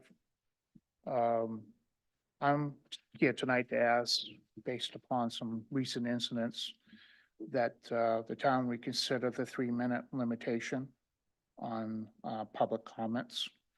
And the reason for that is my son and a whole lot of others in a public comment session got completely shut out. They weren't allowed to speak at all. And and it has to do with the cannabis ordinance that's coming up. And I did made some phone calls to disability rights people down in Washington, DC. And they said that under those circumstances, considering probably the majority of the recipients of the medical cannabis are most likely covered by the American Disabilities Act, there definitely has to be accommodations made there. And that time frame needs to be expanded. And just so you know, I am a history buff. And this book here, I brought it. This is the one out of my collection. Plain Honest Men, the Making of the American Constitution. This town's actually mentioned in the very beginning of this book. This town, people from this town played an important role in making the Constitution. The reason I'm bringing it to your attention, the first order of business for them, of all the delegates that met, was to determine how much time each person got to speak. And they first wrestled with what's reasonable. That didn't go, everyone had a different definition of reasonable amount of time. So then they addressed it, what's unreasonable? And what they considered unreasonable for public speaking for each delegate was anything under 15 minutes. So we have a legal precedence that started with the US Constitution immediately. And some believe that all municipalities, Title II entities, are supposed to be abiding by that. And that's not taking place. So I would like to see a reconsideration. I'd also like to, years ago, I had asked about the town obtaining an American Disability Act coordinator that could take calls from people, so the town can make accommodations for the disabled here in town. And that's still not in place. That's a huge violation of the American Disabilities Act. Every Title II entity over a certain amount of employees is supposed to have a disability coordinator. And the lack of not having one is, it's been 25 years. In fact, that's what they said to me. It's been over 25 years for Title II entities to get their act together and come in compliance with the American Disabilities Act. A lot of the rural states are still way off from being in compliance. And Maine is one, a lot of communities in Maine is one. And unfortunately, despite how much this town has advanced over the years, it's still not in compliance. And it's not a huge burden. Basically, the Department of Justice that oversees this. I'm going to ask you to wrap up. The irony is not lost on me that I'm asking you to wrap while you advocate for more time. But we do have. Actually, I get to have it code of because conduct. as a disability accommodation. So This is. if you don't allow it, then you're not doing the accommodations. I will defer to for your knowledge, I'm the vice chair, not the chair, and this is not my typical position. And so Right. of course, I'm not feeling super confident that what you are saying is or is not true. And I'm being tasked by the council to maintain an orderly meeting, and we do have a set of code of Maintaining an conduct. orderly meeting, it has to apply, you have to apply the Constitution. And that's not being applied here.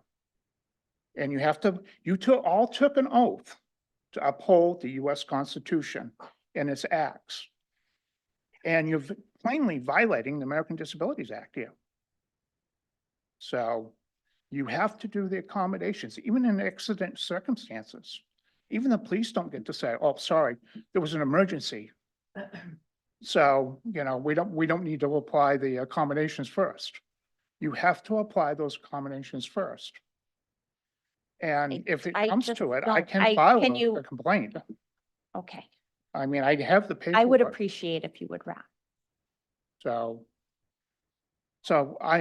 that's what I'm looking for in preference to the cannabis ordinance. Thank you. And, thank you. Thank you. Any other general public comment this evening to items that are not on the agenda? Thank you.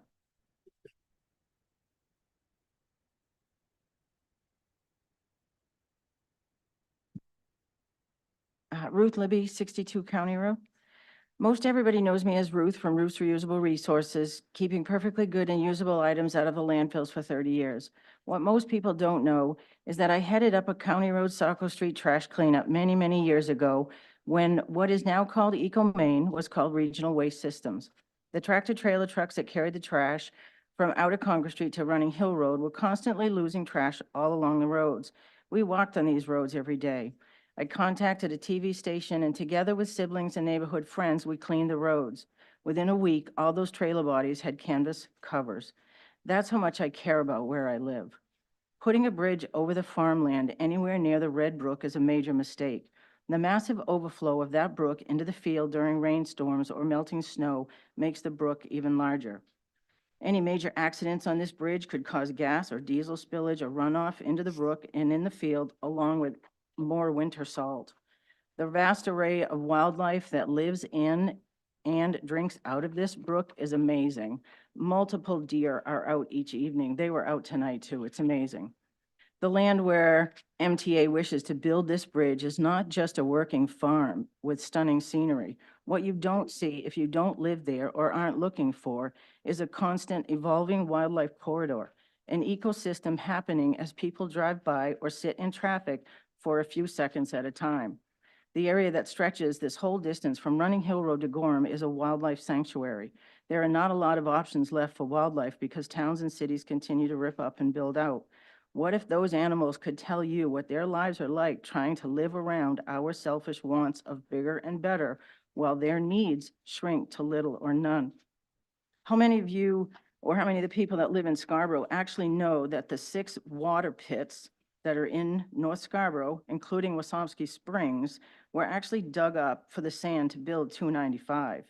I used to play in that sand on those hills. Since the late 60s, these pits have been continually spring-fed from a clay bowl that lies underneath North Scarborough. Most of the older homes built in North Scarborough drove a point in the ground only 12 feet to hit beautiful tasting spring water. Over the years, more homes being built and wells being drilled, the clay bowl is being punctured and water drains out a little more each time until the clay forms around these pipes and seals up again. Building a bridge will be a major drilling for pylons and blasting of rock. This is the whole route from Running Hill Road to County Road right into Gorham.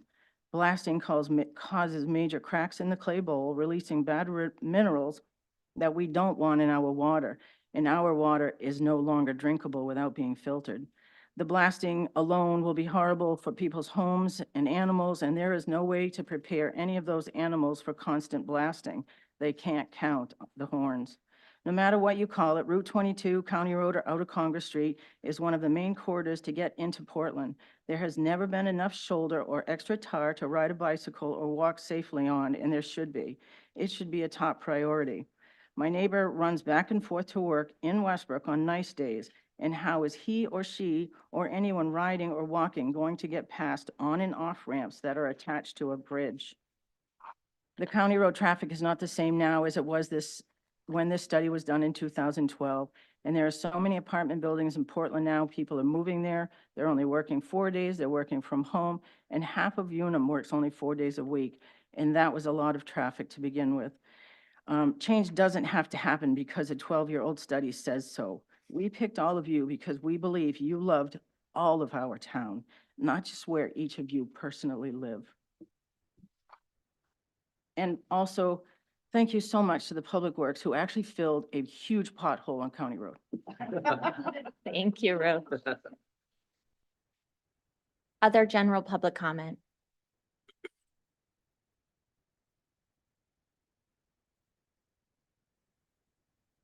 Hi, my name is Sherry Fasulo, and I live on 37 New Road here in Scarborough. And I am here to speak about the connector as well. And I am very close vicinity to Running Hill Road. I concur with exactly what was just said, that I just went into my yard the other night and we drove in and had to put the brakes on because we had 3 deer right in our front yard, and we are within 500 feet of Running Hill Road. We have to put our brakes on Running Hill Road on a regular basis due to the fact that there is a deer crossing across Running Hill Road in such close vicinity to where this bridge is supposed to go. And this is a regular occurrence. I have videos, I have pictures of the deer that are in our yard.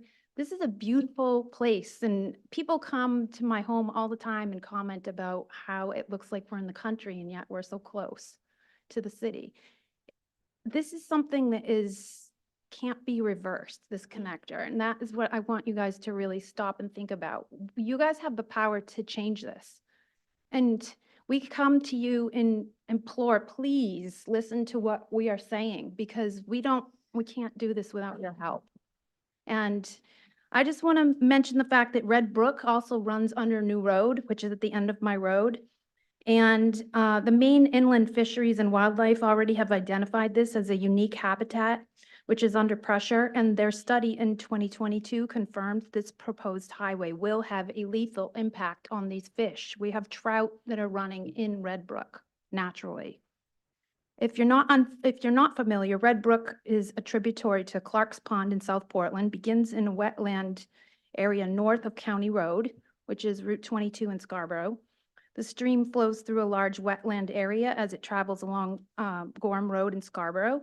It then crosses under the main turnpike, I-95, next to exit 44 in Scarborough.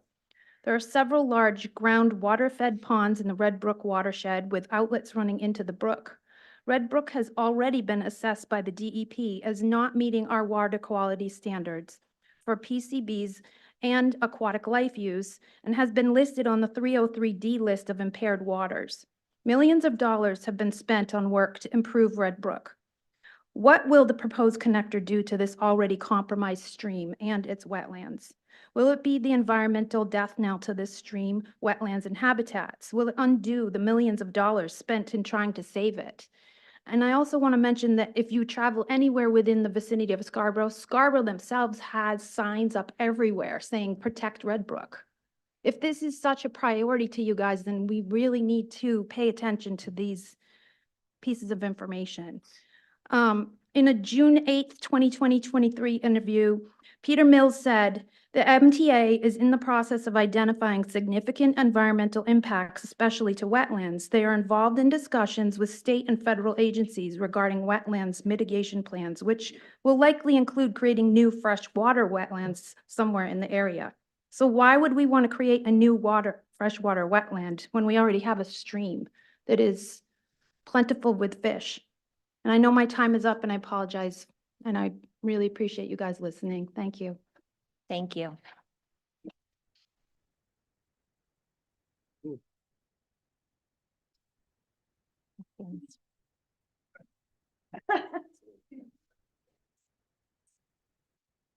Just needs time. We can hand those out. Janice, thank you. Thank you.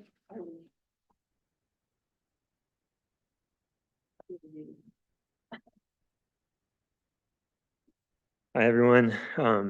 I spoke here several weeks ago, and I just wanted to come back because last time I spoke, had a lot of grief and emailed you with a lot of anger, and I want to really have some time to argue about this. Stannis, can you? Yes, my name's Stannis Moody Roberts, and I live at 38 County Road. But I really want to this time just to stick to the facts and why this turnpike is a terrible, terrible thing for our area. If you flip to the second page, I was able to find up-to-date traffic studies. MDOT has a great website that lists the traffic counts for various studies. Their oldest one that's public is back in 2009, 2010, and the most current is 2022. And if you compare 2009, 2010 numbers with 2022 numbers, you'll see that despite a 10% increase in population in the neighboring communities of Gorham, Buxton, Standish, Hollis, and Leamington, where most traffic on 22 and 114 are originating from.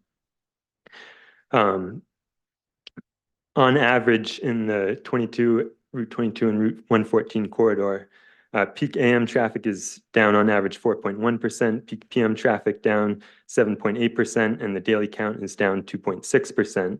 And in that chart, I've broken it down by individual locations on both 22 and 114. And one of the discrepancies that we have that like Councilor Katerina and I have is that there's been a almost 15% reduction of traffic in front of Smiling Hill Farm on Route 22 when you compare 2009 and 2022, and there hasn't been any change on 114. So there are some differences there. What I do want to note is that the reason for, we do have a congestion issue still. The reason for that congestion is the overlap of Route 114, Route 22, where they come together. You have two major arterials that are coming into Portland that have two separate roads that converge 3/4 of a mile in South Gorham, North Scarborough. It's a bottleneck. The following page, I go over 6 different alternatives. One myth that the MTA has been trying to persuade is that the only alternative to building this turnpike is to turn 114 and 22 into 4 lanes across the entire length, which is not true at all. We just have to focus on that one bottleneck area. Improving those intersections by changing those intersections into roundabouts would go a huge way to getting the flow of traffic to keep going forth much more smoothly. If you did have to do any widening, you'd only have to widen that one stretch. You could either put in just a 3rd lane that's reversible commuter lane that lets traffic go one way in the morning and the opposite way in the afternoon. That would fit in the existing right-of-way of 65 feet. Even if you put in 4 lanes, I'm sorry, my time's running out. Even if you put in 4 lanes, that still fits within the 65-foot right-of-way. Route 1, where it's 4 lanes, is 55 feet shoulder to shoulder. While you do that, you could also bury the power lines, and that would help that area quite a bit and would mean that yards wouldn't be impacted at all if you were to widen that one section. Anyway, I'll follow up with emails, and I'd encourage you to take a look at the rest of my suggestions. Thank you. Thank you for wrapping, Stan. Madam Chair. Guys, I'm going to ask that you hold your applause, please, just Madam in Chair. terms of keeping, Jean Marie, please. I just wanted you to notice. I'm going to ask that the audience please recognize our rules of decorum, please, and just let's be orderly and respectful of one another. And I'm going to ask if there's any other further general public comment.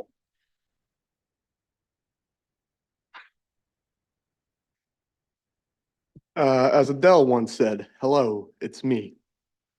So my name is Derek Shirley. I operate what's called People's Not Parties Consulting, which helps local people and small businesses navigate their local and state governments without picking a political party. And I'm speaking on new business tonight on the ODA ordinance. And I will say that I do appreciate some of the cons of downgrading it to a single paragraph. Can I interrupt you for just a second? We will have public comment available on the ordinance itself. Okay. This is general public comment for items I not saw it on the agenda. agenda that didn't say public hearing. I saw it on the other two, We so that's will- my to- apologies. To clarify, we will have public. You want me to stop and come back? That would be great. Lovely. Thank you. Thank you. Yes, Counselor Katerina. I just have a general public comment.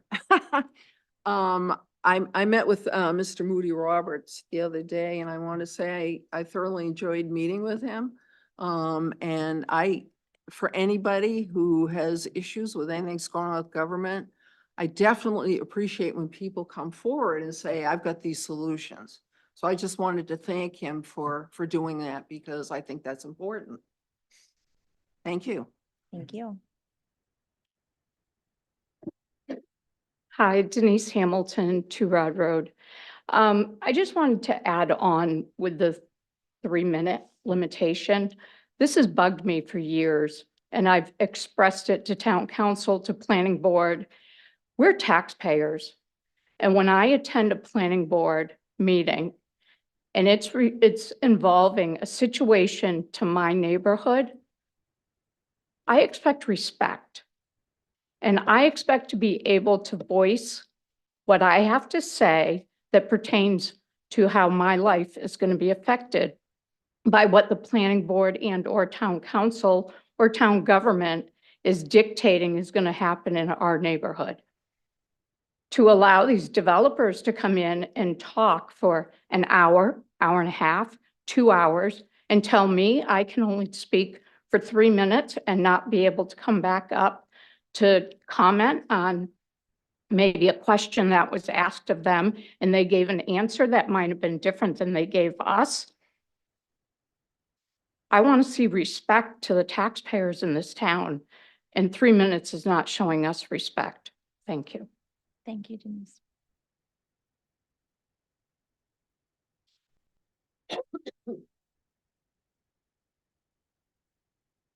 Hello, my name is Renee Redding. I live at 115 Running Hill Road. I'm just going to piggyback on what everybody else has said. Running Hill Road, New Road, 114-22. This is our community, and I get it. We're on the outskirts. We're the forgotten. I've had a lot of town councilors like, we didn't even know this was Scarborough.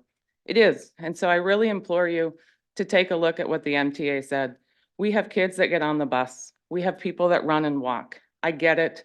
There's a lot of traffic on our end of town, and something needs to be done. I would really like to see speed bumps on Running Hill Road. I'd like to see people diverted off it. The fact that there's a proposed on-ramp and interchange and a bridge on that road is disrespectful to us. There are a lot of children on that road that get on the bus. There really are. And it is a residential community with a 35-mile-an-hour speed limit. So isn't New Road. Nobody needs to be cutting down and getting onto an interchange on a 35-mile residential road. 22 is a major route. 114 is a major route. We need to keep traffic there, and we need to figure out how to keep it moving. Nothing has been done since I've lived in this town for over 12 years to address timing on traffic lights, to address turning lanes for cars, to address maybe making a rotary. There is only traffic buildup in the evening and at night. We don't have traffic buildup during the day. We don't have traffic buildup on the weekends.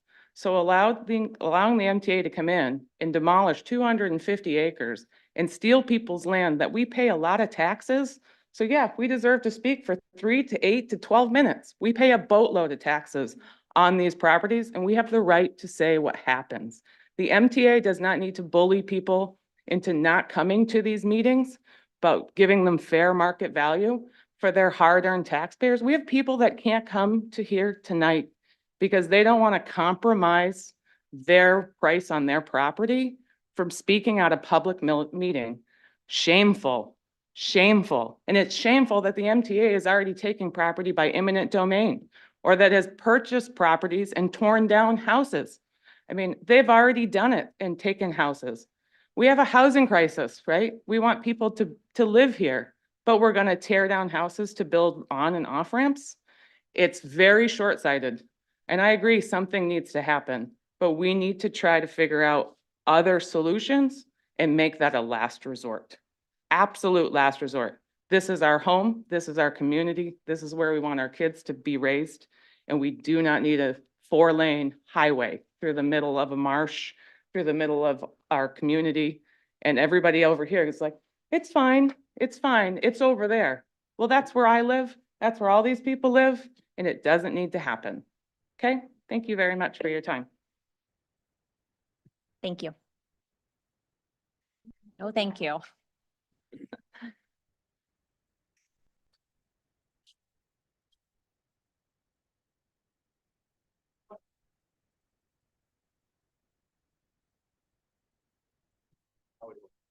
Doing good.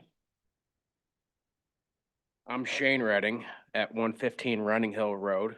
To piggyback on all this, just thinking through this here. Majority of the traffic that cuts Running Hill Road and 114, they're not going on the 95. They're going on the 295, correct? I mean, that's where the woman was going that hit me the other day. So why aren't we tying 114 to the 295 on that bridge that comes over where it's if you're southbound 295, there's that double lane that goes over, comes out behind Sam's Club and ties in to 95. Why can't we change that into 114 where they can go northbound on 295 and get off on 114, which is a state route, not Running Hill Road residential road. That's one thing I had just popped in my head the other day as I was looking at the aerial map. It'd be a little impact on wetlands, I get it, but it's a lot less than going through all the way through 22 and devastating all that. I was not really totally prepared, but let me pull up something else here. The other thing, the meeting Gorham had, that was pretty impressive, except every map I saw, they had this beautiful yellow brick road. With the technology that we have today, how come there's no GIS overlay of here's the road, that yellow brick road of theirs, showing this is how their interchanges are gonna look, where they're tying into, where they're not tying into. I know things can change as you're building, but they at least give you an idea what they're expecting, but nobody wants to really give you that full effect of exactly what their thought process are. How many parcels have they already acquired? How many, can't they put that on a GIS map too, saying, okay, we already own X, Y, and Z, and these are the other parcels we need. How many other parcels of taxpayer dollars are they affecting their parcels to get this 4-lane highway? Then what I also ask is, why is that gotta be a 4-lane when the other side of the bypass is only 2 lanes? Kind of confused. I never seen the other side backed up. I lived in Baldwin. I've been on that road many a times. I understand it. Let's see, just running through my notes because I emailed one of you about this and just had some questions as I was rambling here. How come they haven't actually done anything to Running Hill Road, widen it? The repave job that they did was a hack job not too long ago, first of all. It's not wide enough to even walk or run down the side of the roads. Not safe. Cars, there's not even hardly patrolled. Cars fly down there and throw you. If you put an interchange on Running Hill Road, you're only going to incur more traffic to come down that road to get onto the bypass, with kids getting on by the school bus, which is within 300 feet of the bypass. But I'll be back. That's all, my time's up. Thank you. Thank you, sir. I do have somebody online who's wishing to make public comment. If we can acknowledge them to speak. Thank you, Liam. Yes, hello, can you hear me? And this is public comment, not on the agenda, correct? Yes, sir. All right, great. I have a little speech here I wanted to read. I'm calling for the city to pass a resolution declaring the city to be a Second Amendment sanctuary city. This is something that can be done at a city level to defend the rights of citizens to be armed as the founding fathers intended. These Second Amendment sanctuary city resolutions will create a precedent and send a statement to the federal, state, and local governments that we will defend our constitutional rights. If federal or state agents are violating outside of the law, they should be stripped of their protective class and be treated as dangerous armed criminals, which they are. The Second Amendment wasn't written to protect the right to hunt, but was given by God to us so that we have it as a tool to defend our country from threats both foreign and domestic. The right to bear arms goes much further than the right to own a musket. It goes as far as to say that we the people should be as well armed as our law enforcement. If law enforcement are in possession of weapons of war, then the citizens should have the ability to possess those same weapons. With how corrupt our law enforcement are, why shouldn't the citizens have the ability to defend themselves? Not long ago, Americans could buy firearms by mail order catalogs, and guess what? Very few mass shootings. I don't know if you need to hear it, but criminals who are bent on murdering and harming society don't care about laws. Why would a maniac committed to gunning down children or innocent people be discouraged by a sign saying no guns allowed? It's moronic to believe that gun laws have ever been successful in reducing violent crime. In fact, gun control has only harmed law-abiding citizens. Here are some facts about gun deaths in America from the 2022 CDC report. 56% of gun deaths were suicide, 1% were accidental, and 41% were also homicides. Of those homicides, the majority were gang-related. The overwhelming majority of criminals get their firearms illegally, and gun control will not affect them one bit. Many think of mass shooters as being white men with AR-15s attacking schools, movie theaters, etc. But the fact is the majority of mass shootings are actually been committed with handguns by black men. Why is it that no politicians will ask what they can do to disarm criminals, but have no problem focusing on law-abiding citizens? Why is it that law-abiding citizens are constantly under attack by those that hate our country? Could it be that tyrants fear armed citizens that could, if under attack, defend themselves? Without arms as a society, where would we be? COVID restrictions brought to light just how oppressive the government can be, and without the Second Amendment, I truly believe we would have had forced vaccination and possibly worse. At one point in time, leftists were literally demanding the unvaccinated be put in prison, as if we're domestic terrorists. Would they have gotten their wishes if we'd been disarmed? I believe they very well could have. American politicians who have stripped your gun rights all have one thing in common. Elected officials such as Dianne Feinstein, Chuck Schumer, Jared Nadler, Barbara Boxer, Herbert Kohl are all Jewish. Every single aspect of gun control is Jewish. I will never comply with illegal gun orders. I will never give up my guns. That is my line in the sand. Thank you.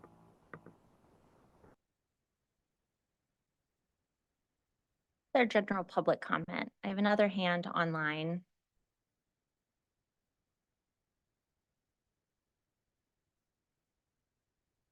Ed Basewell here. Can you hear me? We can hear you. Fantastic. Can you please state your name and address for the public record? Chad Basewell. I live here in Scarborough, Maine. For security reasons, I'd rather not give my address. Is that okay? We have a policy that requests that people please provide their address for the public record. All right. Well, I'm on Maple Street. Is that good? Sure. Thank you. So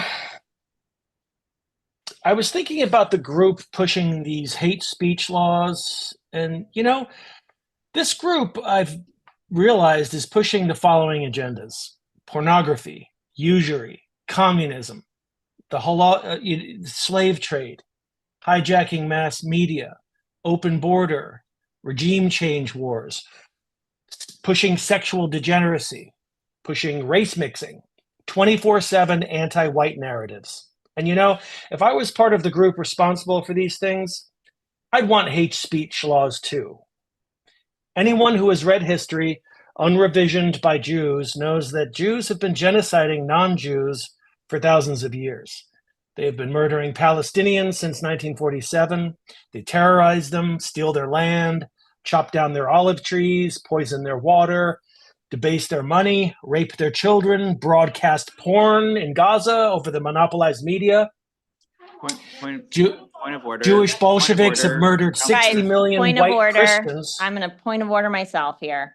I understand Chambers is not happy. They're wanting me to limit the public comment. We've had so many conversations about First Amendment and what is protected speech and what it looks like when your meeting gets hijacked by somebody who would like to use your public comment time to say their piece. And at this point, I'm going to go ahead and end public comment for the speaker. If there's no one else in the room, I will go ahead and close public comment for general public comment for the evening. Okay, and with that, I am going to move on. No, you may not, sir. With that, I am going to go on to item 5, which is our minutes from April 3rd, 2024. Do I have a motion to approve? So moved. Second. Any discussion? Okay, all those in favor? We can just do show of hands. Yeah. Dawn, did you vote? Thank you. Okay, sorry, guys. I'm not used to sitting here and having to look up and down. Item 6 is adjustments to the agenda. Is there any adjustments to the agenda this evening? Yes, Counselor Cushing. I'd like to move the cannabis ordinance to the top of the agenda so that those people who are here have the opportunity to comment about it early on and then proceed with the rest of the agenda if that's I'll second. agreeable. Thank you. Just to point of clarification, where would you like it moved to on the agenda? At the beginning of where we start taking up order numbers? So after the town manager's report? After town meeting. Perfect. Correct. Okay, any discussion? All those in favor? Show that as unanimous. Thank you. Any other adjustments to the agenda this evening? Okay, item 7, items to be signed treasurer's warrants. I had the privilege of signing the treasurer's warrants before the meeting. Item 8 is the town manager's report, and so I will turn it over to Tom. Thank you, Madam Chair. I'll try to be quick in my comments this evening. With respect to the FY25 budget, we are well underway. Finance Committee and my full staff and school department was engaged Thursday afternoon and Friday morning last week. The Finance Committee, I think, successfully did a first run-through meeting with departments, hearing their kind of high points, asking, I think, very thoughtful questions. We've done our best to do kind of a scorecard and keep track of those conversations. And I've produced that, and that will be available for discussion for the Finance Committee at their meeting tomorrow. At this point, I think we've talked about this in the past, for us to reach the 5% goal, that equates to about a $1.2 million change from where we started. And I can report that kind of the recommended adjustments that came out of the first two conversations, as was mentioned earlier, is about 750,000. And there's certainly a lot of other items for further discussion that I look forward to engaging the Finance Committee with. So well underway at this point. With respect to the January storms, there's been a lot of activity over the last, I guess, since the council's met last. Obviously, there was a federal disaster declaration issued, which was paramount in all of this. We have been working very diligently in terms of awarding a contract to attend to the repairs at Higgins Beach. That work has commenced and will be completed as soon as late this week or early next week at the latest.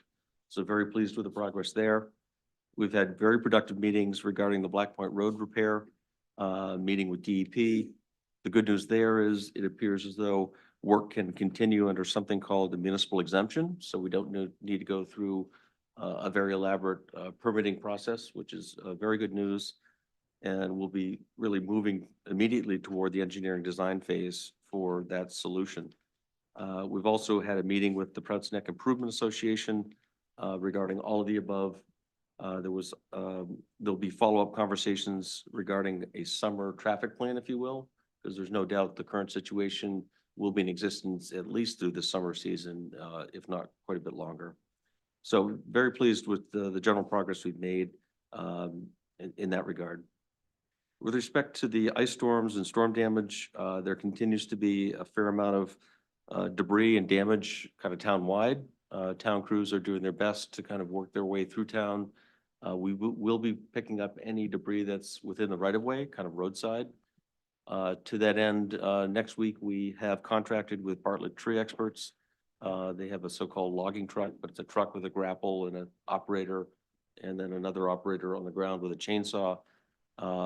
With the assistance of town crews, we expect we'll be able to make some pretty significant progress next week. We'll assess how far we get with that effort, and are contemplating opening up kind of neighborhood, I'll call them, locations where folks could bring debris at a central point that we could pick up at our kind of at our convenience over the next couple of months, frankly. So stay tuned on that. Appreciate everyone's patience, but pleased that we're making some progress. Oh yeah, we had a snowstorm in the middle there that added some challenges to us. With respect to Eastern Trail, the meeting with the railroad company CSX I had today was very productive. It was the first, I say in person, it was done over the computer, but it was the first time I actually communicated directly with folks. It included the Assistant General Counsel for CSX, so I think I was speaking to the right people. Again, very productive. We're trading language, so I'm hopeful that the next time we meet, I will have a signed aerial easement in hand. And that's the final piece for us to go to bid on that project. The Gorham Connector project was certainly addressed from the podium. At this point, to my knowledge, the next step would be a meeting sometime late June. Scarborough has offered itself to host that next meeting, and that's certainly something I look for your input, whether that's something we should do. But again, this is the public input phase, and I'm not aware that there'll be any other formal public type session before then, and we have not arrived at a date. But I think from our perspective, with the workload you have in front of you, it's really late June before I think we have much bandwidth to look back at this. The community center process continues. Councilor Shoup and Katarina have both been involved with this. I bring it up because April 24th, there'll be a so-called open house at Wentworth School. This is an opportunity for the committee and its consultants to share the results of their work over the winter and spring, and look for obviously public feedback in that regard. Two final additions that the town, and this is something that has not been well publicized, so I'll take some responsibility for that, but really at the initial assistance by the Scarborough Land Trust, the town became involved with a consortium of state agencies and other interested groups, if you will, to apply for a NOAA coastal, and I say NOAA, this is the National Oceanic Atmospheric Administration, Coastal Zone Management Grant. And this came up initially in the context of us considering what to do with Route 1 across the marsh. And I think there was obvious interest in really understanding what those sorts of improvements might do for the larger ecosystem, and really how we can get smarter about that marsh system, what a resource it is. So to that end, Scarborough has been awarded, along with our partners, a grant of $1.4 million. And NOAA, for its part, has selected Scarborough for making a nationwide announcement with all of its grant recipients. And so this is this being arranged very quickly. I've asked Councilor Shoup to assist with a private announcement ceremony. I say private only because we need to manage kind of the crowds. But this will be next Monday on Earth Day, April 22nd. Following that, there'll be some field demonstration, and then there'll be a roundtable hosted here in these chambers that afternoon. So these details are kind of late breaking, but very good news. Very pleased to be part of that discussion.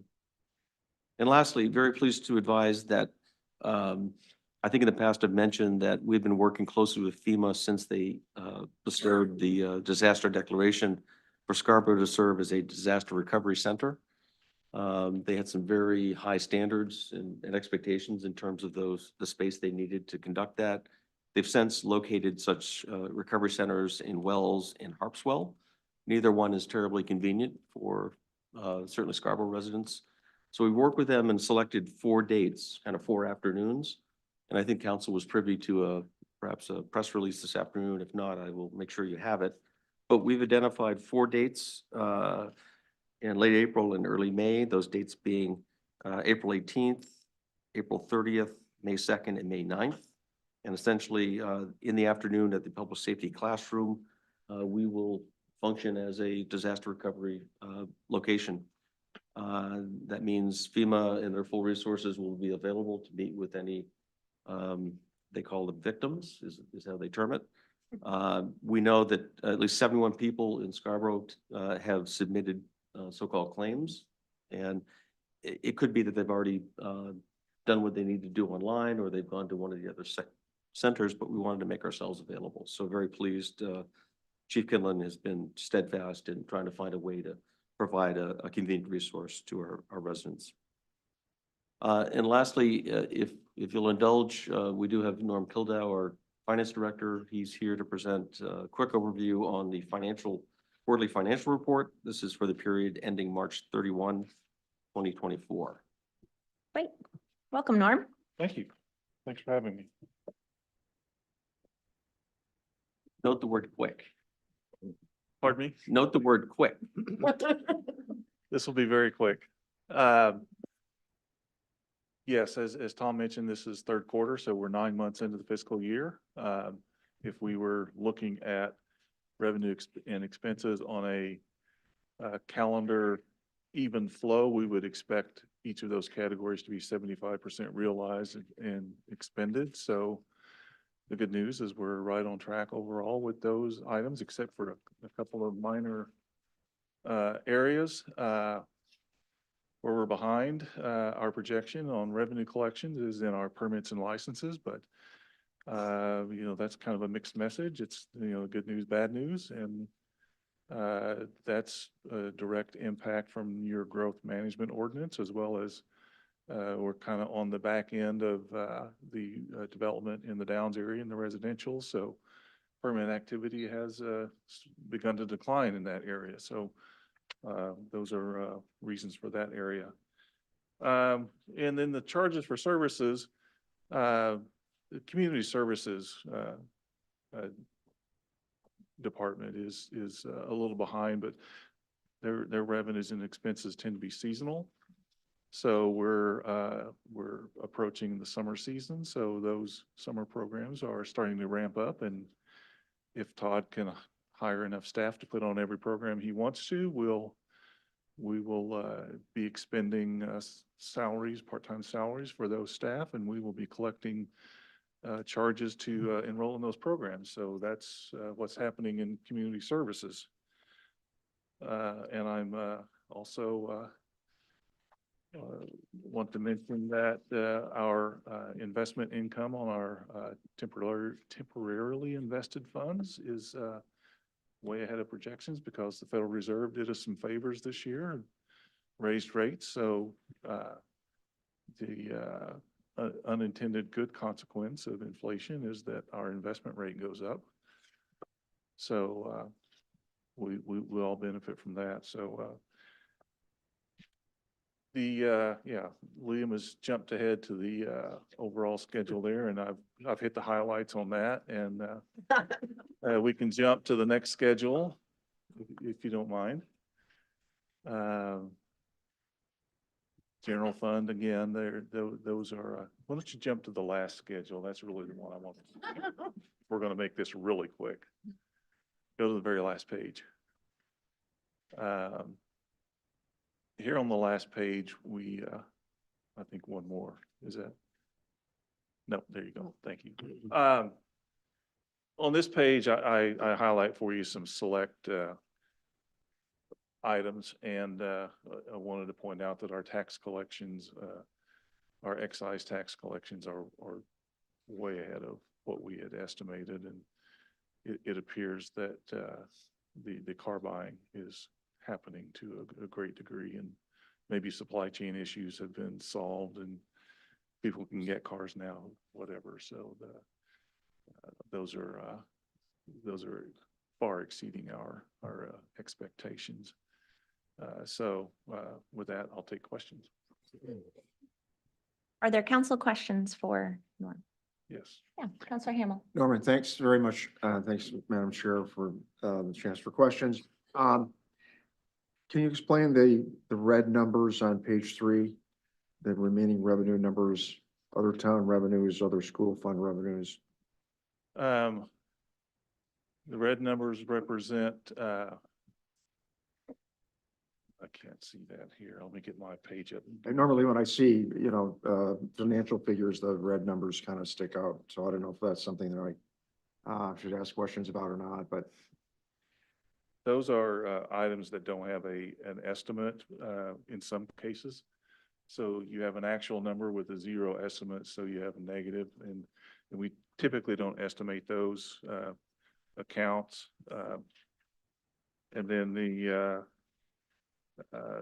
others in the capital projects funds, our revenues actually exceed our estimates. So mathematically, the way Excel presents those, it's a red number. So I'll just have a question and comment, or comment and then a question. The comment is, this is hats off to Norman and for Tom to make sure that this is something we're doing on a regular basis. I think it's difficult for us to really have a meaningful discussion about it. I know we're in the middle of a very thorough budget process.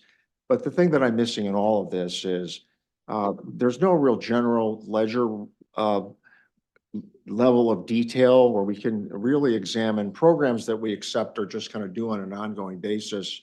And in a year like this one, why are we not just striking every single one of those things that is listed as a program to go and say, let's just draw the line and stuff that's not essential, not do it this year and draw down the overall line. I don't see any opportunity for us to do that.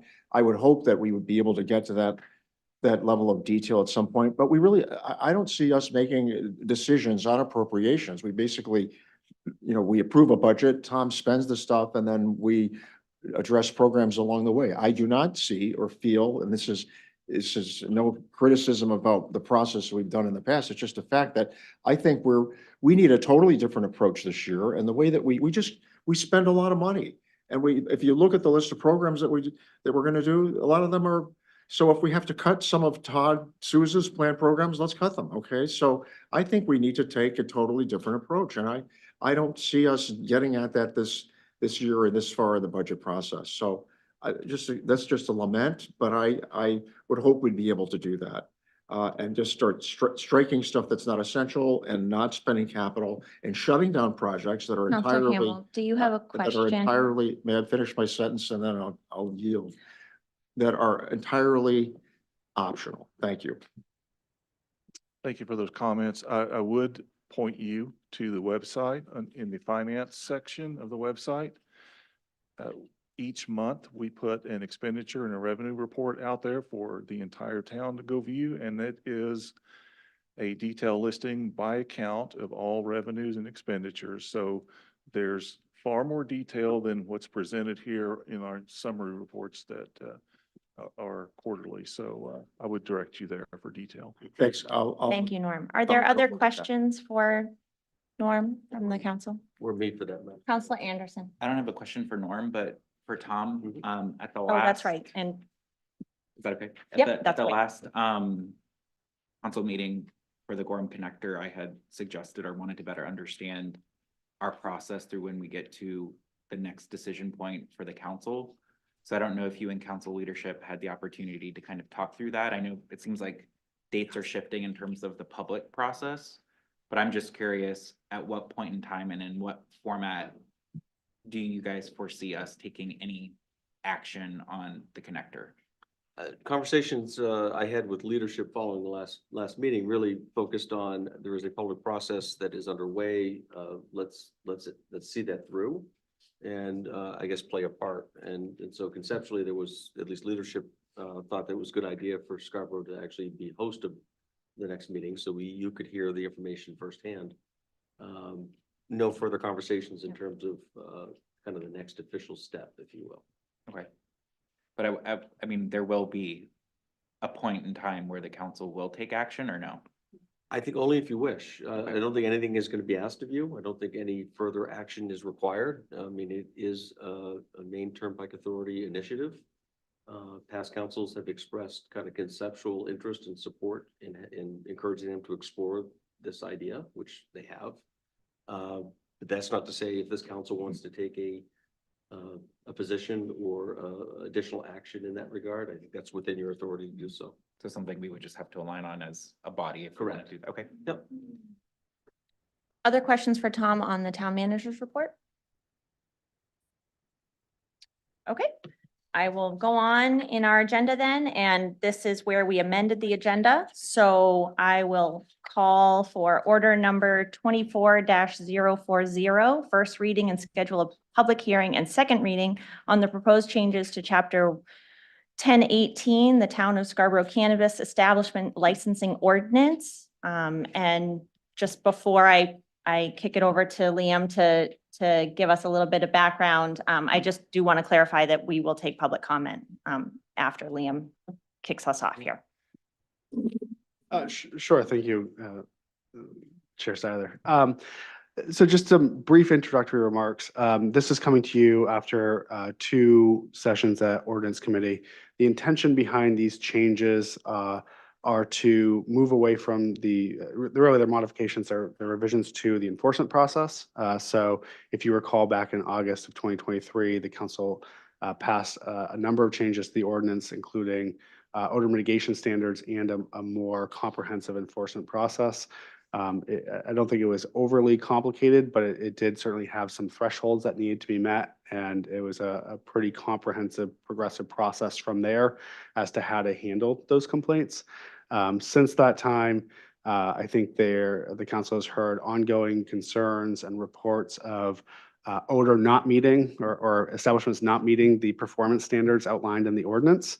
But by virtue of those thresholds needing to be met, staff was not being dispatched to follow up on those reports. I think that's probably the main takeaway from this change is that once a report comes in, we've also proposed to expand the enforcement authority, not just be the code enforcement office, but also the police department. Again, the rationale there is that they are already out in the community, they are mobile, they could perhaps be more responsive in a timely manner to those reports. And I think that sort of accomplishes what I think both the abutters and the businesses would like to see, which is have some town officials come in and either verify the complaints or dispatch with the complaints. So I think that's the probably the most significant change.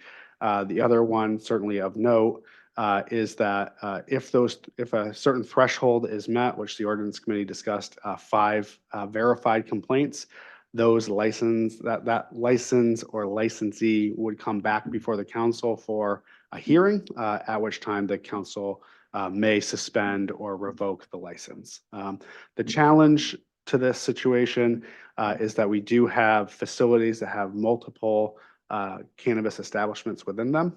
And so determining what the specific business or licensee is the responsible party for the odor is exceedingly difficult. So I think the council can anticipate that in that scenario, you may have multiple licenses brought before you from one singular facility. And that's, I think, where part of the concern is from the business community. Great. So with that, I will go ahead and turn it over to public comment. I will just remind everybody that you have 3 minutes to please state your name and your address for the public record. And we had some public comment at ordinance with a little bit of foul language in it. So I would just appreciate if we avoided foul language tonight. My kids watch. Anyone wishing to make public comment? Certainly. Thank you. Thank you for your patience. Oh, no problem. I feel like it's happy to see me now, right? Derek Shirley, People's Not Parties. I help average people and small businesses navigate their local and political, you know my spiel. So I'm here today to talk about the odor ordinance, and I do appreciate some of the revisions up to this point. I'm a little bit rough on the neck, so I apologize about my language sometimes. But my thing is this, just even listening here, I'm happy you made me wait because I got to listen to some of the real issues in your town, right? Let's be real. You know, we're here, you hear me complaining about cannabis smells. And I think if we talk to people in this town on a random poll that has no idea what's going on, do you think they want you to waste your time on cannabis smells? I mean, maybe the 7 people that complained, but now we're fighting for our lives as small farmers.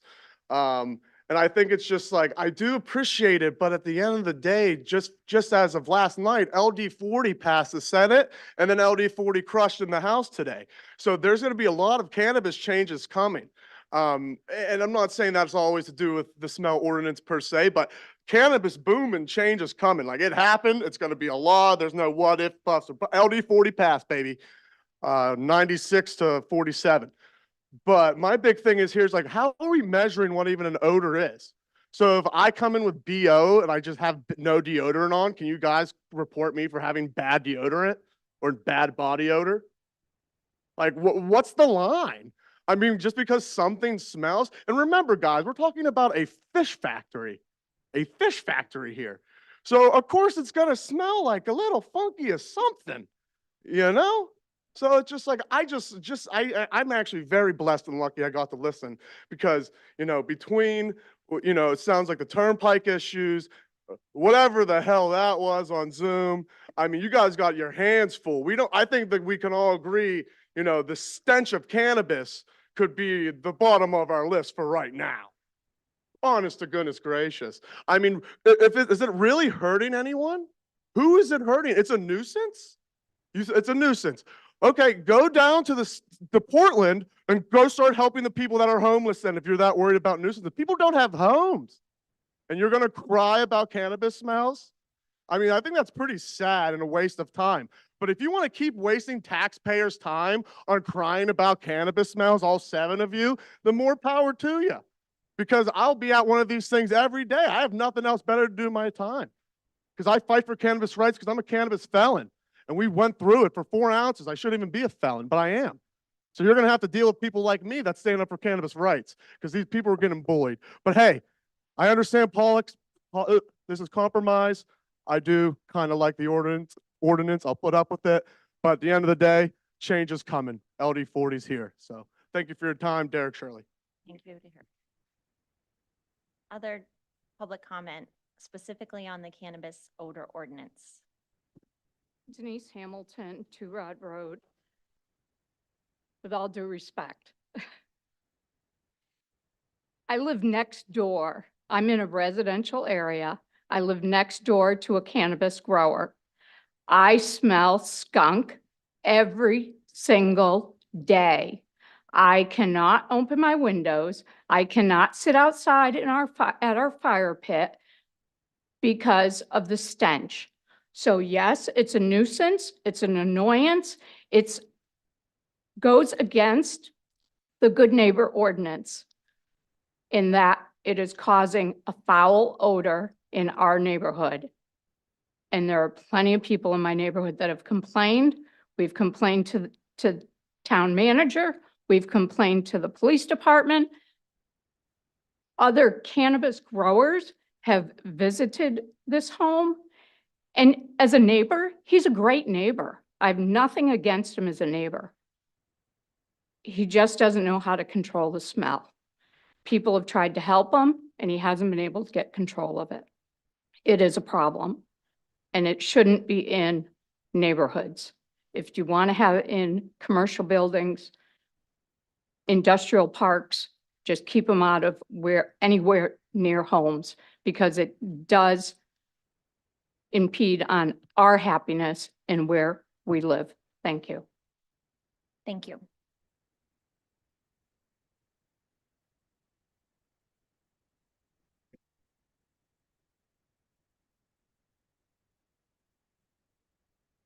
Robert Baisley, 7 Pinot. I have empathy for you. I actually have a neighbor downstairs that I'm going through the same thing you do. However, there's rights and there's wrongs. And I agree, the stench is bad. I don't like it.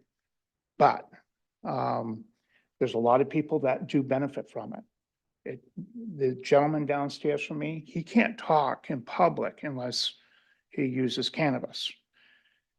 I have suggested he could use the oils, not smoke it, not grow it. But, so be it. He has the right. He has a medical card and he has the right. And something I sent tonight to Liam, Tom, and one other council member is cannabis is actually a food. And you're bucking up against now the new law, Constitution Amendment, or new Constitution amendment with the state, the right to grow. You can't just disregard that. If you look at that, that clearly says for medical purposes. And, you just can't just say, oh, we're going to disregard the main Constitution now. So what you're doing with this odor ordinance is you're trying to do a workaround that new Constitution amendment.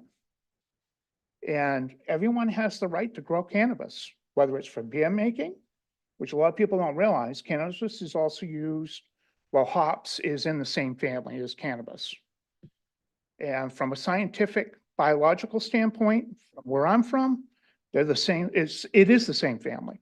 It's the same thing. So if you're gonna start making an ordinance that pushes out cannabis, that means that, what if someone calls and complains about the stench of beer making? What are you gonna do then?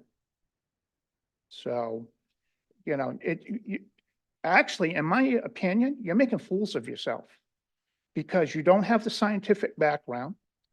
You don't even know what the nomenclature is with all these things. You're trying to pass rules that, you know, that the voters for the state of Maine have already approved, the right to grow their own food. So I just don't get it. I don't understand why the people in this town are so arrogant that they think they can just supersede state constitution. They can supersede the US Constitution. You've all taken an oath to uphold the Constitution, both the US and state of Maine. And what you're doing here tonight is you're violating that oath. All of you. You need to stop. This is just so wrong. It's such a civil rights violation. You're not allowing people to voice their opinion. And just so you know, the Supreme Court, I just read something yesterday. They're questioning if the January 6 riots could have been prevented if the people had more of a right to public speech with their government. Thank you, sir. So at any rate, I'm asking you to uphold your oath and stick a fork into this ordinance because you have no business messing with it. Thank you. Thank you. Other public comment?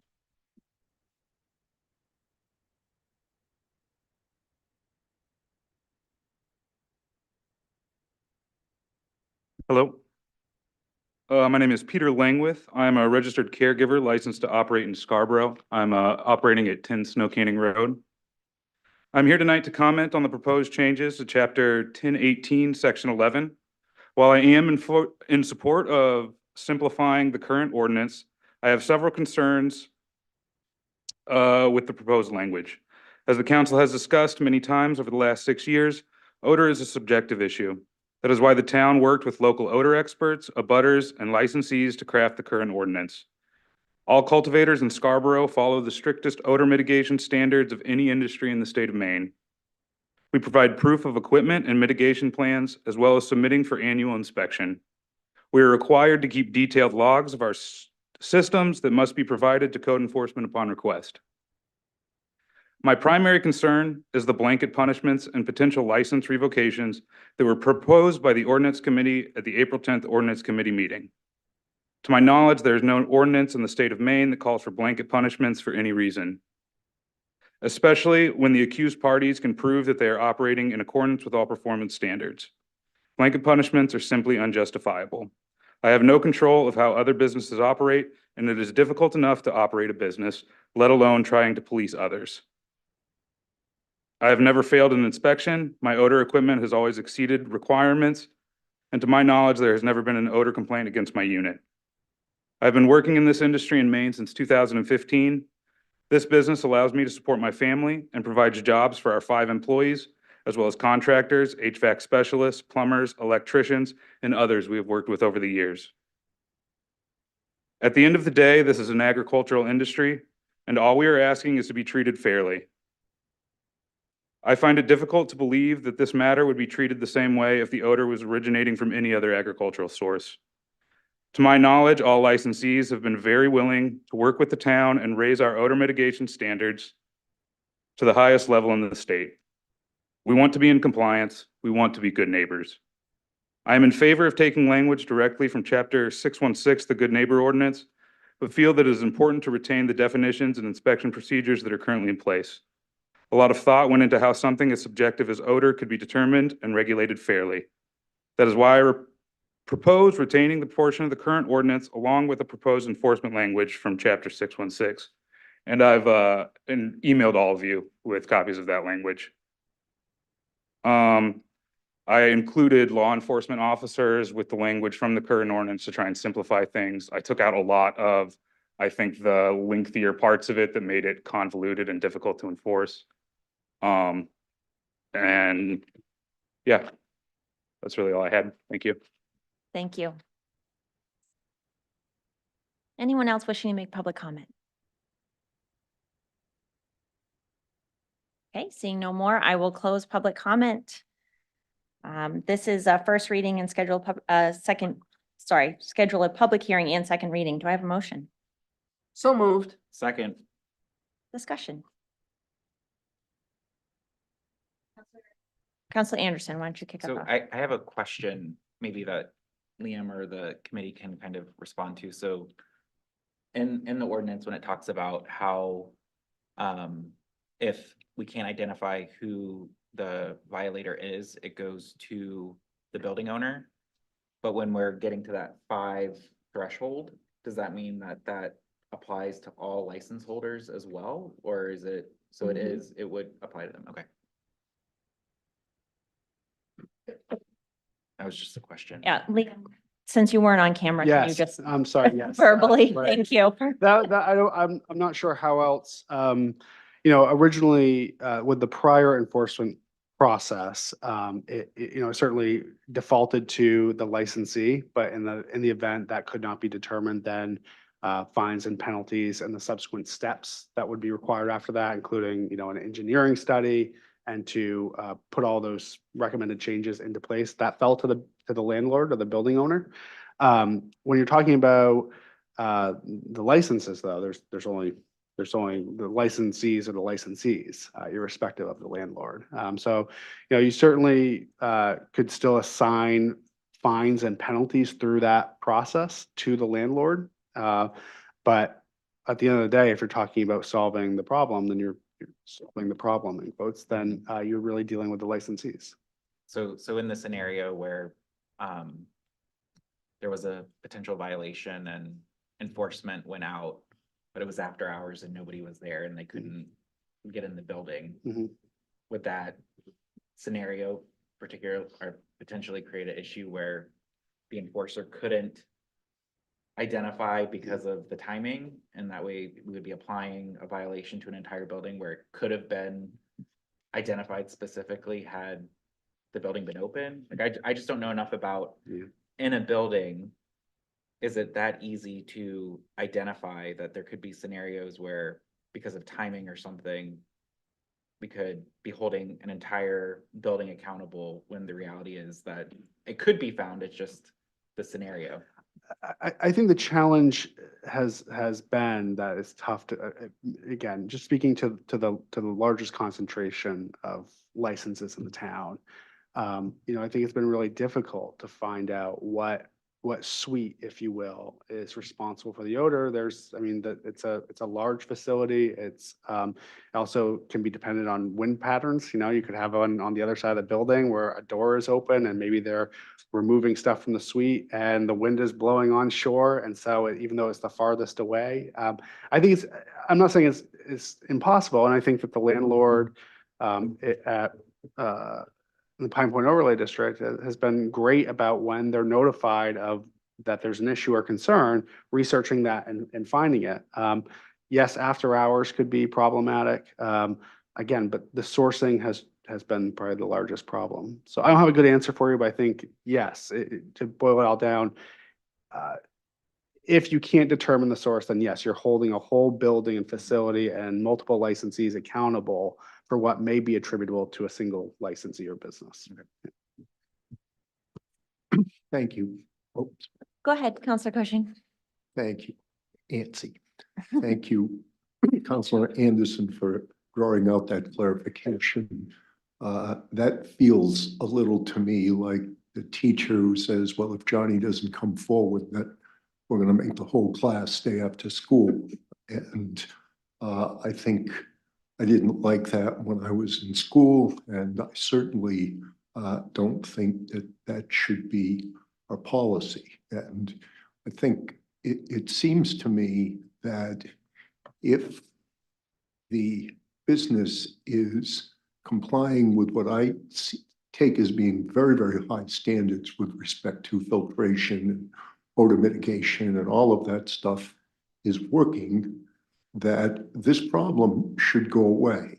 Now, does that mean that somebody isn't going to leave a door open at some point in time and there's going to be a whisk? Yes, but to the point that one of our commenters said is that if the stuff is actually working as advertised, that people ought to be able to sit on their decks, have a party, and if occasionally there's a wisp of it, well, walk down Commercial Street in Portland at the middle of the day, okay? There will be wisps of it. There are wisps of it on the beach, but that's a whole lot different than the characterization of skunk smell. So it feels to me like the first portion of this ordinance, which is having very high standards and ensuring that perhaps we inspect periodically proactively to make sure that those investments are actually paying off and working. But I would, as written, vote against this because I just don't believe that that we should be in any case punishing everybody when we can't figure out who the culprit is. That to get in trouble extending that. I think the other point that I would make is that to someone's point about, well, if this were fish or some other product, then we wouldn't be here. You know, there may be some validity to that. You know, if you go up to Lincoln or for some time ago, Westbrook, and you took a deep breath, they would tell you that what you were smelling was money. And so I think that I would just take the point that we need to be careful about that, but said again, that if you lived in Lincoln, you would know that the town was lovingly referred to as Stinkin' Lincoln. Now, the people who lived there got used to it, but if you weren't used to it, it wasn't very pleasant. So in my view, what we need to do is have an ordinance that does everything we can to mitigate this. And community members on both sides have called me, I've spoken to them, and I think that if the businesses continue to make a commitment to work with the neighbors and to cut this out, then no, we won't have to waste our time on this type of stuff. Thank you. Thank you, Councilor Cushing. Other council comments? Councilor Hamel. This is not a new issue. We've been dealing with this for several years, by, you know, more years than many people, you know, who've been on the council have, you know, have been here to go through. We had extensive study done by Bob Bowker, who is a resident of the community. And, you know, our duty first and foremost is to our public, okay? It's not, you know, exclusively to business operators. It's not exclusively to the licensees. It's to the public. So as long as we get complaints from the public that this is a problem, we will need to do something about it. So we have implemented a bunch of new measures. It's still a problem because people are telling us so. And as long as that's the case, we need to be moving forward with tighter enforcement. And this is the next step. This is an evolutionary step. I don't think, to be honest, Councilor Cushing has been here long enough to really know the genesis of this, but it's not a new issue. And, you know, our first duty is to the public whom we serve. If they don't like our answers, I know we're hearing a lot of feedback. We had a lot of advice in this line of work, you know, in addition to the, you know, the sheer entertainment value of it.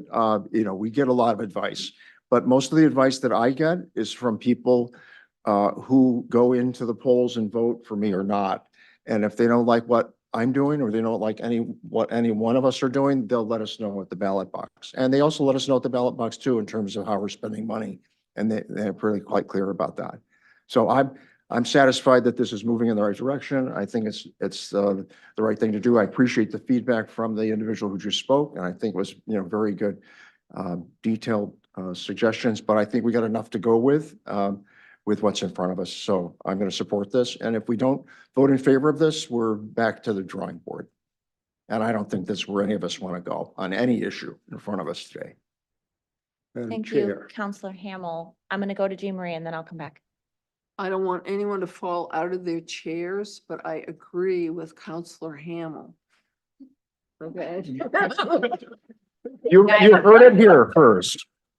That's it. Guys, That's all I you can't wanted to clap, please. Madam Chair, Counselor Cushing. yes. Guys, this is, Madam Chair, I would respectfully ask that my colleagues on this council recall the fact that they've all been around here for a while and the problems haven't been solved. And I'm the new guy and we're working on solving some problems and taking a different perspective. And quite frankly, I think that when we craft legislation that would be wrong in a grade school classroom, that's not progress. That's not looking forward. That says, send this thing back, fix what's wrong with it, which is not much, and get an ordinance that works. It'll take a little more time, with all due respect. thank you, Counselor Cushing. The comments about how we address one another are not lost on me. So if we could just refrain from making remarks about each other, I would appreciate that. Counselor Anderson. Counselor Shoup, did you have Oh, something? I'm sorry, Counselor Shoup. I'll come to you and then I'll come back. I actually just had a quick question, because I know we're talking about the amendments and changes to the violation section of the ordinance. And I know we can't be the only community facing this issue, and I just didn't know if you looked at other communities and how they're currently maybe dealing with this issue, or if we are creating the wheel here with this. There are other odor concerns in other communities. The current enforcement language was loosely modeled after another municipal kind of ordinance pertaining to cannabis and the sort of thresholds and because odor odor can be fleeting, with 1 minute's there, the next minute's gone. Sometimes because there's no wind and pressure and all humidity and all these other things that can kind of sit. Yeah, I think that Scarborough certainly stolen the headlines in terms of how often we've had this be a subject before council. Yeah, I mean, there are other ways that communities are dealing with it. Larger communities do have a more, there is equipment out there that you can kind of objectively measure the potency of odor. And there's some challenges that come with that. But in Maine, we're sort of always at the forefront of this issue. And, I know that on my way home, I pass through a community I don't live in, but just on my way, and I smell cannabis odor. It's kind of also it's kind of an industrial area with some light residential. I haven't heard of that community grappling with it to this degree. But we haven't found another community that's had real success here that have the concerns. Counselor Anderson. So I am generally supportive of the simplified language. I know a lot of work went into crafting what was in there previously, but I think that's probably made it a little bit of challenging to enforce. So I appreciate the committee doing that. But I am going to motion that in section 11, Part C, we strike the language that starts with if due to a multi-tenant situation or other reasons to the end of that particular sentence. So this is the piece of what's been proposed that, to Counselor Cushing's point, I think we need to make sure that our enforcement team is identifying or partnering with, the landlord to really identify where the issue is and make sure that that individual business or license holder is the one that's being held accountable. So I'd like to just put that on the floor for discussion. I'll Can I get a second. I'll second that. Motion and a second discussion on Counselor Anderson's amendment. Can you reiterate it again? Doug, could you point us to it? So please? it's if you go to section 11, odor observation and enforcement, section C, it's the very last sentence in that big paragraph that starts with, if due to a multi-tenant situation or other, the alleged violating licensee cannot be identified in order to serve the notice of intention to prosecute, the notice as required shall be deemed to be given upon mailing such notice by registered or certified mail to the premise or to the Owner. owner of the licensed premises where the violation occurred and shall be posted in a conspicuous location at the premises, in which event the specified time period for abating or appealing the violation shall commence at the date of the following that, the mailing of such notice. So again, the reason I put this on the floor is because of the questions I asked and Counselor Cushing's comment about not supporting that specific provision, which I would support removing. Can you just say on the page and the paragraph, please? Well, It's. I can't read it on the screen. it's right there. You want This one. All right, you want to delete that. Mhm. I just want to make sure everyone knows, and we're going to give ample time for everyone to have read and understand the amendment. And so Counselor Shoup, do you have comments? I mean, I've heard all the comments. I do not agree with striking this from the current ordinance. I know I've put a lot of thought behind this, and I do feel like at some point, how much time and effort and resources of town are we going to use when these property owners are choosing to rent to a business that we are habitually having issues with? I worry about using town staff and continuously going in there and trying to investigate, and they're being forced to deal with a situation that they did not create. The property owner created it. I think it's not a great situation. It's really not. I don't think there's an easy solution, but I do feel like at some point we have to look at the property owner and say, and to the people who are going here and saying, you may want to think twice before moving into a building that already is occupied, and really do your research. Because again, I worry about town resources being used and doing circles around trying to identify this, and I think it should be on the property owner. Thank you. Other comments on the amendment? Yes, Counselor Hamel. Thank you. I appreciate the spirit that the suggestions are being made by Counselor Cushing and also Counselor Anderson. So I understand the desire to kind of respond to the suggestion and to do something further. We spent a lot of time on this in committee. We've gotten a lot of feedback from attorneys. I'm concerned that if we take this away, I kind of line up with what Karen has said on this. We take this out, then there's really no way to enforce this. And, we're taking turns here, Counselor Cushing and I, referring to elementary school lessons. Mrs. Z used to say, if the shoe fits, wear it, so if you don't, this reads, if we take that out, I kind of feel we got a shoe fits, wear it kind of situation. I mean, this is about the only thing you can do is to apply it to the overall facility if you can't identify the individual producer. We've been through this before. The building is not airtight. They've made a lot of improvements. It's much better than it used to be, but it's not to the point where people don't complain about it anymore. And I think we need to move forward with it, give it a chance to work. If it's not working, we try to improve it further. If we can't make it work, then we're going to have to escalate this in another fashion. And I think that that's already kind of laid out there. So I understand how people are feeling about it, and I know there's a desire to respond to feedback we're getting this evening, but I recommend we just vote on it as it exists. Otherwise, we're back to the drawing board entirely. So I will weigh in. I really struggle with this. I struggled with it at committee in terms of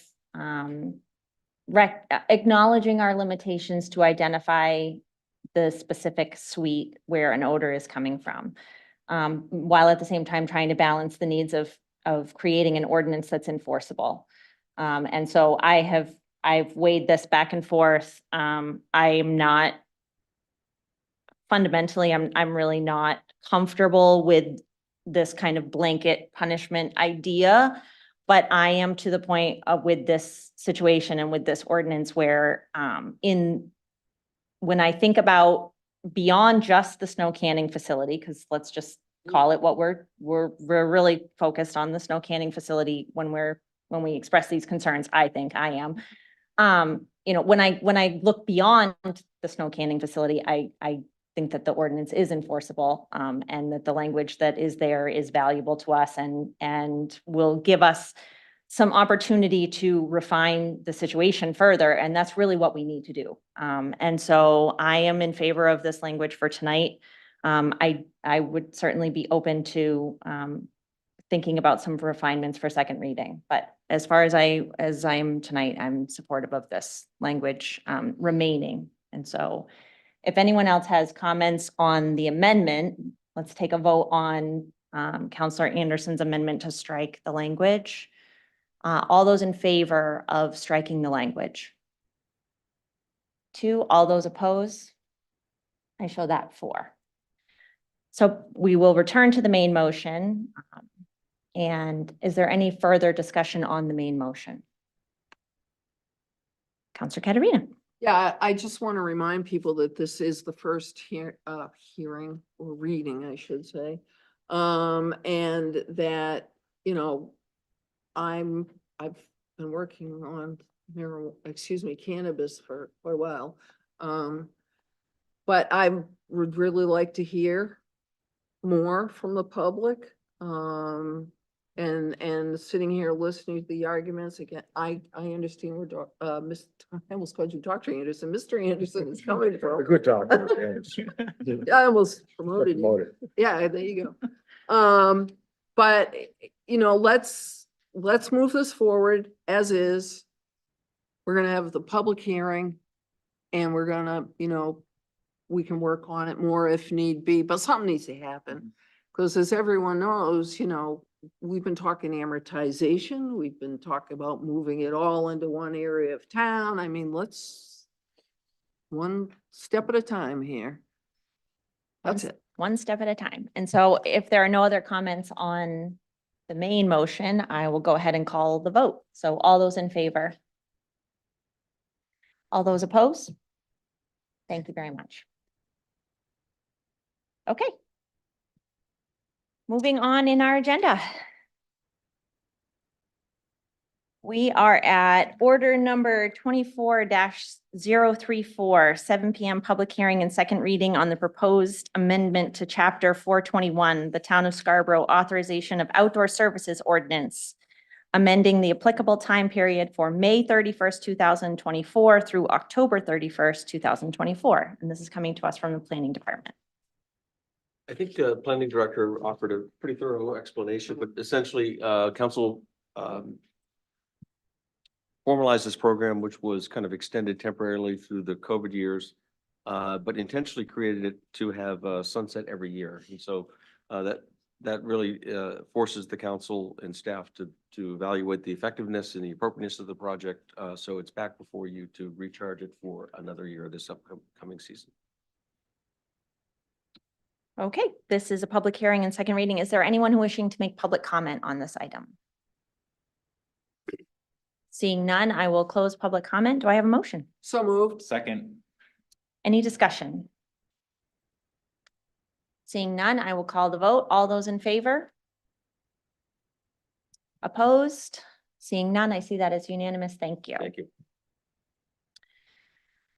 Order number 24-036, 7 p.m. public hearing to adopt the new chapter 1104B, the Town of Scarborough Commercial Property Assessed Clean Energy Program, also known as CPACE, and authorize the town manager to enter into a participation agreement with Efficiency Maine on behalf of the Town of Scarborough.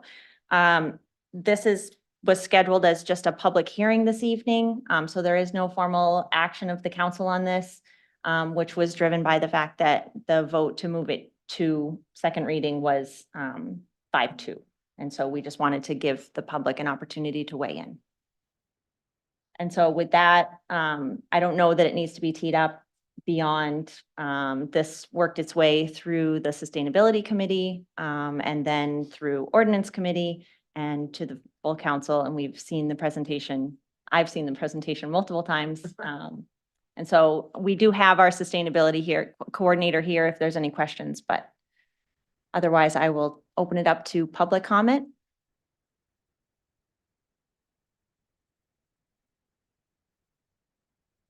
Seeing none, I will go ahead and close the public hearing. Proclamation 24-001, act on the request from the Scarborough Land Trust to proclaim Saturday, May 4th as Scarborough Land Trust Day. So I will go ahead and read the proclamation and then I will ask for a motion. Proclamation 24-001 proclaiming Saturday, May 4th as Scarborough Land Trust Day. Be it resolved by the Council of the Town of Scarborough, Maine, in Town Council assembled, that whereas the Scarborough Land Trust was founded as the Oskawaga Land Conservation Trust in 1977 by 8 local residents and has served the town for 46 years. And whereas the Scarborough Land Trust has permanently protected over 1,600 acres of natural resources, farmland, scenic vistas, and areas of historical significance throughout Scarborough. And whereas the Scarborough Land Trust works with the willing landowners and community partners to conserve land, provide public access, conserve wildlife habitat, and protect farmland for the benefit of the community. And whereas the dedicated volunteers of the Scarborough Land Trust build and maintain trails, monitor lands, manage forests and wildlife habitats, and ensure these lands thrive today and for future generations. And whereas the Scarborough Land Trust conducts environmental education programs and other field experiences to connect more people to Scarborough's beautiful and diverse landscapes. And whereas open lands provide places to recreate, nurture physical and mental health, increase our community's quality of life, and foster an appreciation for the natural world. Now, therefore, be it resolved that the Scarborough Town Council does hereby proclaim Saturday, May 4th, 2024 as Scarborough Land Trust Day throughout the town of Scarborough, Maine, and we urge all citizens to participate in their annual cleanup day. Signed and dated the 17th day of April, 2024 on behalf of the town council and the town manager of Scarborough, Maine. So with that, I will go ahead and ask for a motion to approve. So moved. Second. Any discussion? Yeah. Councilor Cushing. It's just one day. This is not like forever and forever, just one day. One day. Just one day. Thank you. Councilor Hamel. Yeah, I'd just like to congratulate this group, the Scarborough Land Trust. I know that Mr. Mackey he's been attending a bunch of committee meetings and I know that he's doing that in order to, educate himself and to try to understand the various groups that have interests in this. I think it's a great initiative in terms of putting land in trust, and we've talked about the 30/30 initiative, so I think that's very promising. So this is, I think, a nice tribute to their work and the continuing work. One thing I would mention is that one of the original founders of this group, Wally Fengler, said to say hello. We haven't had a chance to talk, but he did make an appeal, and I promised to follow up with Mr. Mackey on this, but he made an appeal that we also try to consider one of the original concepts of the land trust, which was to try to incorporate wherever possible to make it for example, working woodlands, where you're able to sort of regenerate woodlands or to actually produce and sell lumber that could help to fund future land trust activities. So it may be something that's worth revisiting. It may not be feasible, but I did tell Wally that I would put in a plug for him. So thank you. Excellent. Any other comment? Okay, with that, I will call the vote. All those in favor? Show that as unanimous. Thank you. Resolution 24-003, act on the request to recognize George Horrigan for his winning essay. And I will read the resolution. Resolution 24-003, recognizing George Horrigan for his Maine Municipal Association winning essay.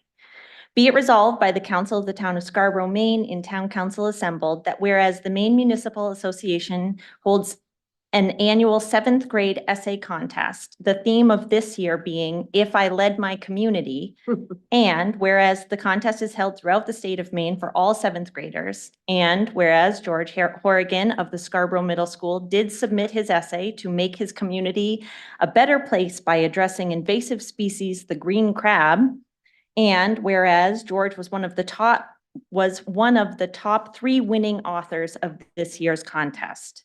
Now, therefore, be it resolved by the Scarborough Town Council in Town Council assembled that he is hereby recognized for the great honor that they have brought to the town of Scarborough.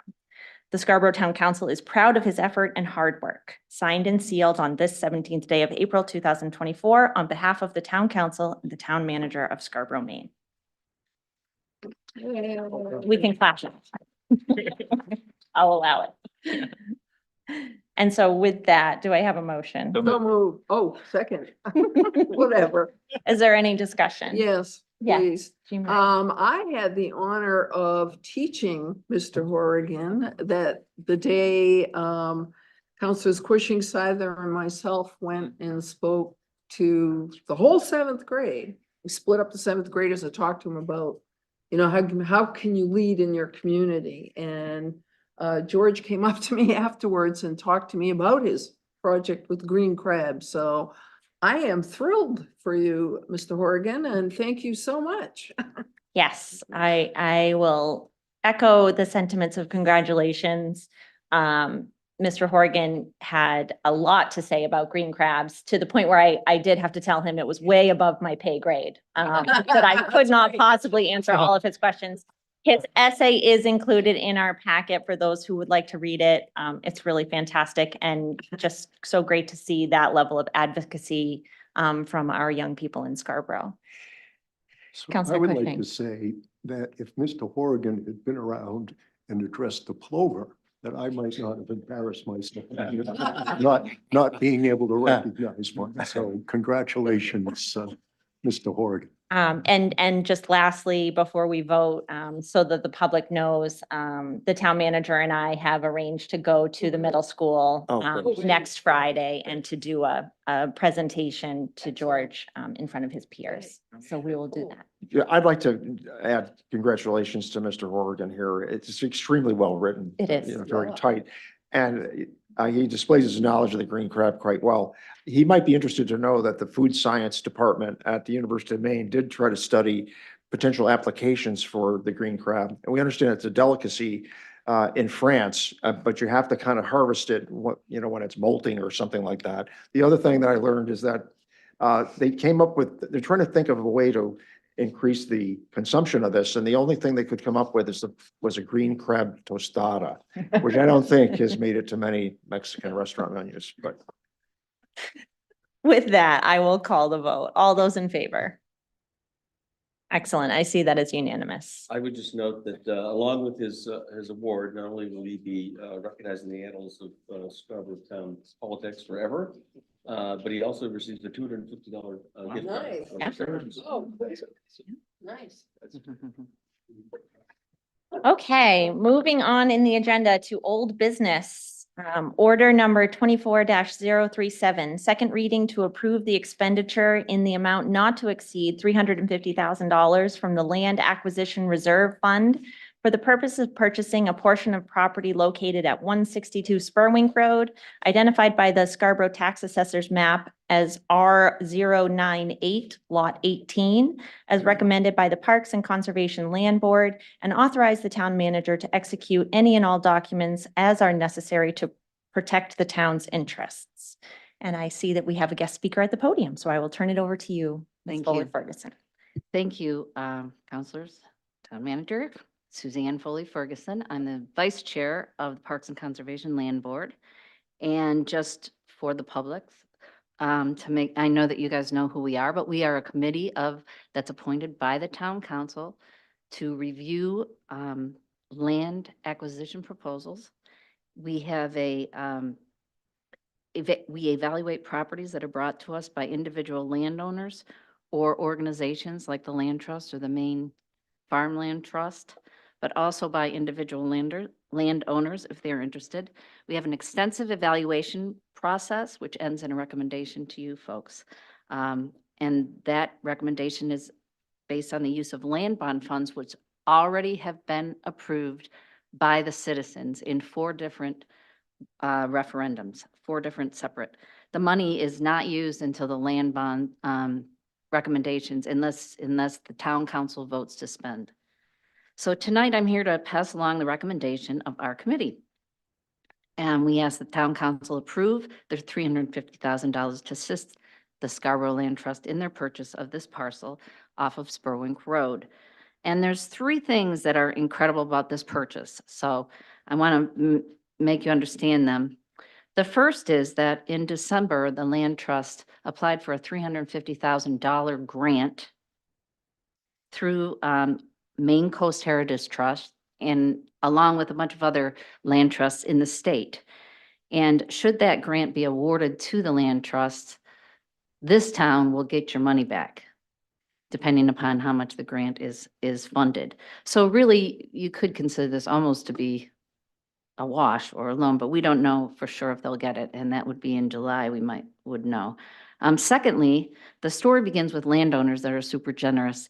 Some landowners are able to do this, and they gave a bargain sale worth over $120,000, which means that the property is being purchased below market value, which is also an incredible thing. And then finally, it's a story of connectivity, and you can see the map that's up here. When I've said it many times, and I think Andrew last meeting made a big point of it, the larger parcels of land have a lot more diversity, and they are able to harbor a greater number of species. And that's from mammals all the way down to little tiny critters. This particular property extends includes wetlands, forest, and the whole system goes all the way down to the beach. So it's a story of connectivity. On the green map, on the map that you see on the screen now, the green is the Pleasant Hill Preserve. There's 161 acres there. The solid red is the Rachel Carson National Wildlife Refuge, which is over 300 acres. And some people don't realize that the Rachel Carson Refuge is a national wildlife refuge that extends from Wells all the way up to Cape Elizabeth. There's 8 divisions. Ours is called the Spurwink River Division. So with the purchase of this property, and I didn't tell you, but the yellow outline is the landowner's property, and then the little red outline is the property in question. With the inclusion of that, it's going to be over 500 acres. So that's pretty incredible. And it's a diverse also. I'm excited because I was a founding member, like I said before, of the Rachel Carson National Wildlife Refuge, and I even have your honorary membership cards here from 1987. Because a lot of people don't realize our town is home to a national wildlife refuge. Everyone's familiar with national parks, but less people are familiar with the important designation of federal lands that exist primarily for wildlife, and in this case, migratory birds. And this includes a lot of threatened species, including the New England cottontail. Is that correct? The Spurwink River is a pivotal point in the Atlantic seaboard also. Heading north, you see a lot more rocky coast. Down south, you see a lot more sandy systems.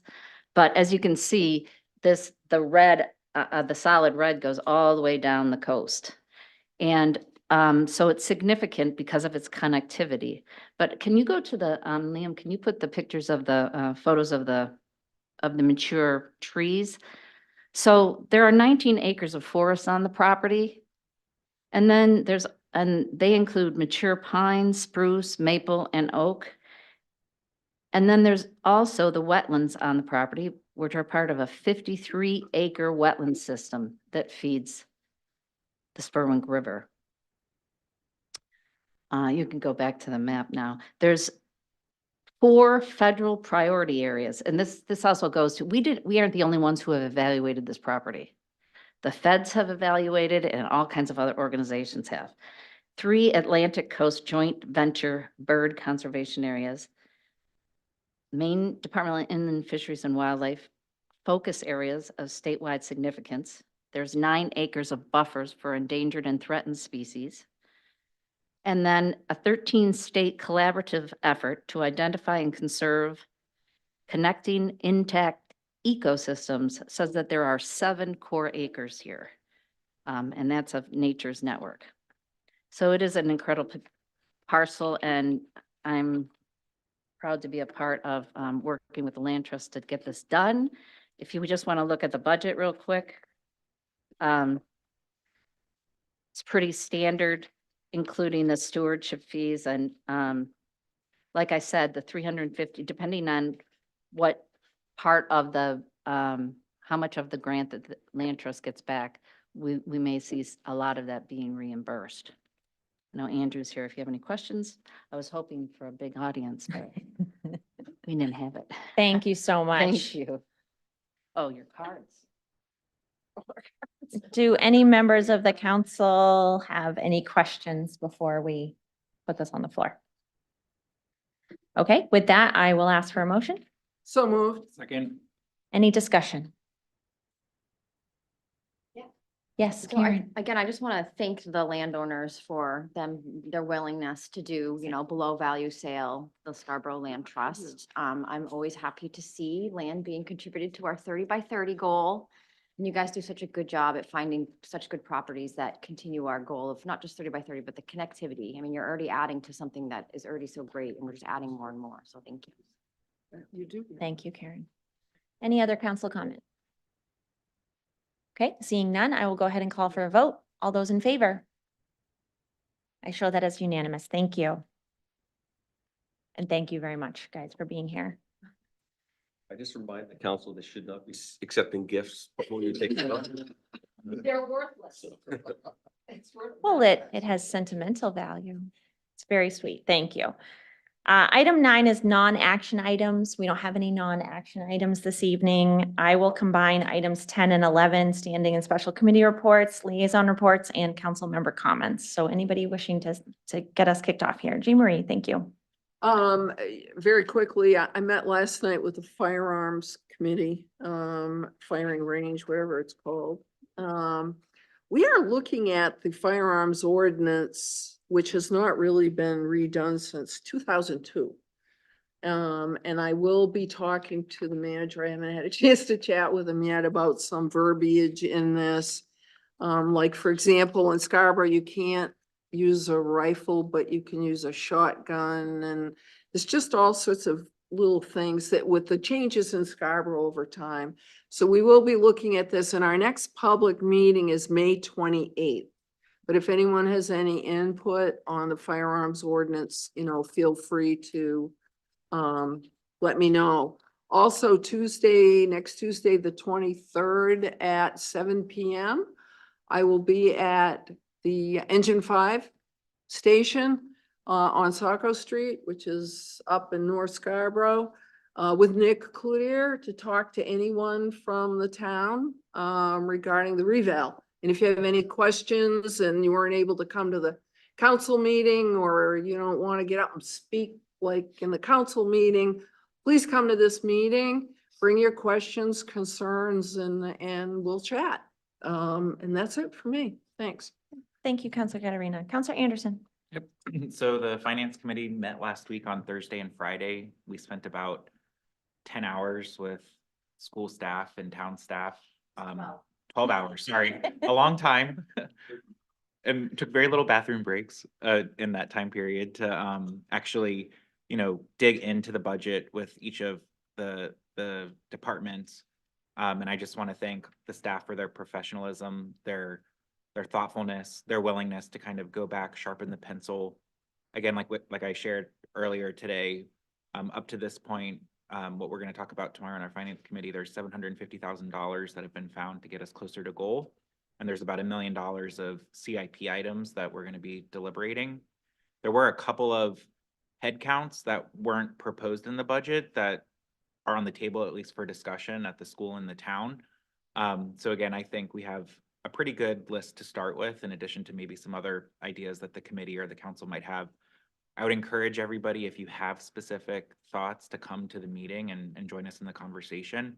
Anybody who has specific items that they'd like to add to the list for deliberation, I'm happy to make sure we keep a running track of those to bring a full recommendation to the council. I'll also say there is a huge Q&A document that I think staff and counselors have put probably now over 180 questions in, trying to dig in to get to specifics, to Councilor Hamill's earlier point of really trying to dig into the programming and make sure that the things that are in there are justified. I will say, if you haven't, always going back to the you know, it's probably not something everybody likes to dig into. I like to what looks like an Excel chart by department that really has the line items. Like that is a place for people if they really want to kind of dig to look for opportunities. I would encourage you, if you're looking for things, to kind of do that digging. So we do have our next meeting tomorrow at 5 p.m. Again, the focus, there's 3 focuses. One is to make sure we have the right list and understand where we are as of this point in time. We're going to look at the TIF funded items. We think there's opportunity potentially to shift some things out that maybe were funded by TIFs and reprioritize so that we have less appropriations. And then we're also going to talk about fund balance and how that supports our goal and try and get some consensus on the committee in terms of how we want to account for that as part of getting to the goal.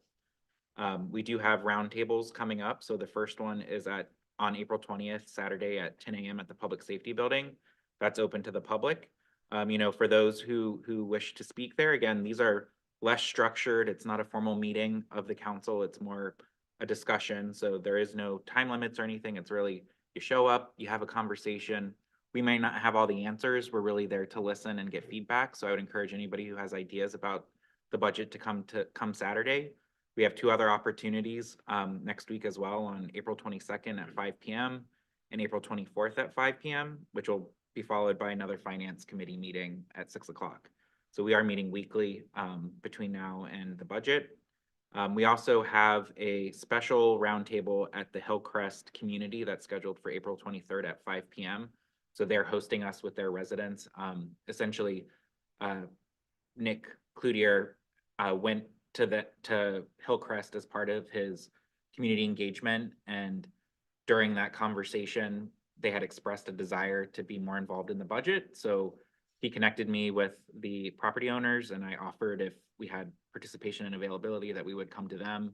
So we do have that special event happening there that Councilor Cushing and myself will be at, as well as I think Carolyn Gammon from the school board and Freyla Tarpinian from the school board. So again, we hope to see people participating in the roundtables. It's just another opportunity rather than coming to a formal meeting and only getting your 3 minutes. It's much more open to conversation. The only other thing I'll say for comments is, one, I just wanted to say to the vice chair, she did an awesome job today running this meeting. There were definitely some tough situations that arose but you handled it masterfully. I've been in your position as chair, and you know, it's very difficult because we are here for the very specific purpose to have a business meeting, and we have rules that, you know, are part of our ordinances around how we run this meeting. And those rules are actually open for discussion right now, because the rules and policy group, based on the last situation that occurred where somebody came and, you know, spoke in terms that we took them off the air, has required us to kind of revisit that policy. So that is something we are actively reviewing. So anybody who has opinions about that would be at the rules and policy meeting in May. Sorry not to steal your thunder, but I just want to make sure that people know we are actually looking into that. That part of our rules. And so if people want to offer input, you know, that's an opportunity where you could do so. Thank you, John. Councilor Hamel. First, I'd like to suggest never say never. We were saying that the know, Rules and Policies Committee never meets. Never say that. We got like 5 items we're dealing with now. One quick item, we met as a Coastal Waters Committee last Tuesday, and Mike Slavin, he does a terrific job with an unruly group of people. And he's an excellent facilitator, but it was a very productive discussion on the topic of the mooring list fee. And the general consensus was they believe it would make sense to have a mooring list fee, provided that we put the amount of the fee, there would be a cap, number one, and number two, that we would apply the fee to the mooring when they get it. Okay, so we didn't have enough time to craft the language, but I think they got a solution there, and it kind of took me by surprise, but it made all kinds of sense.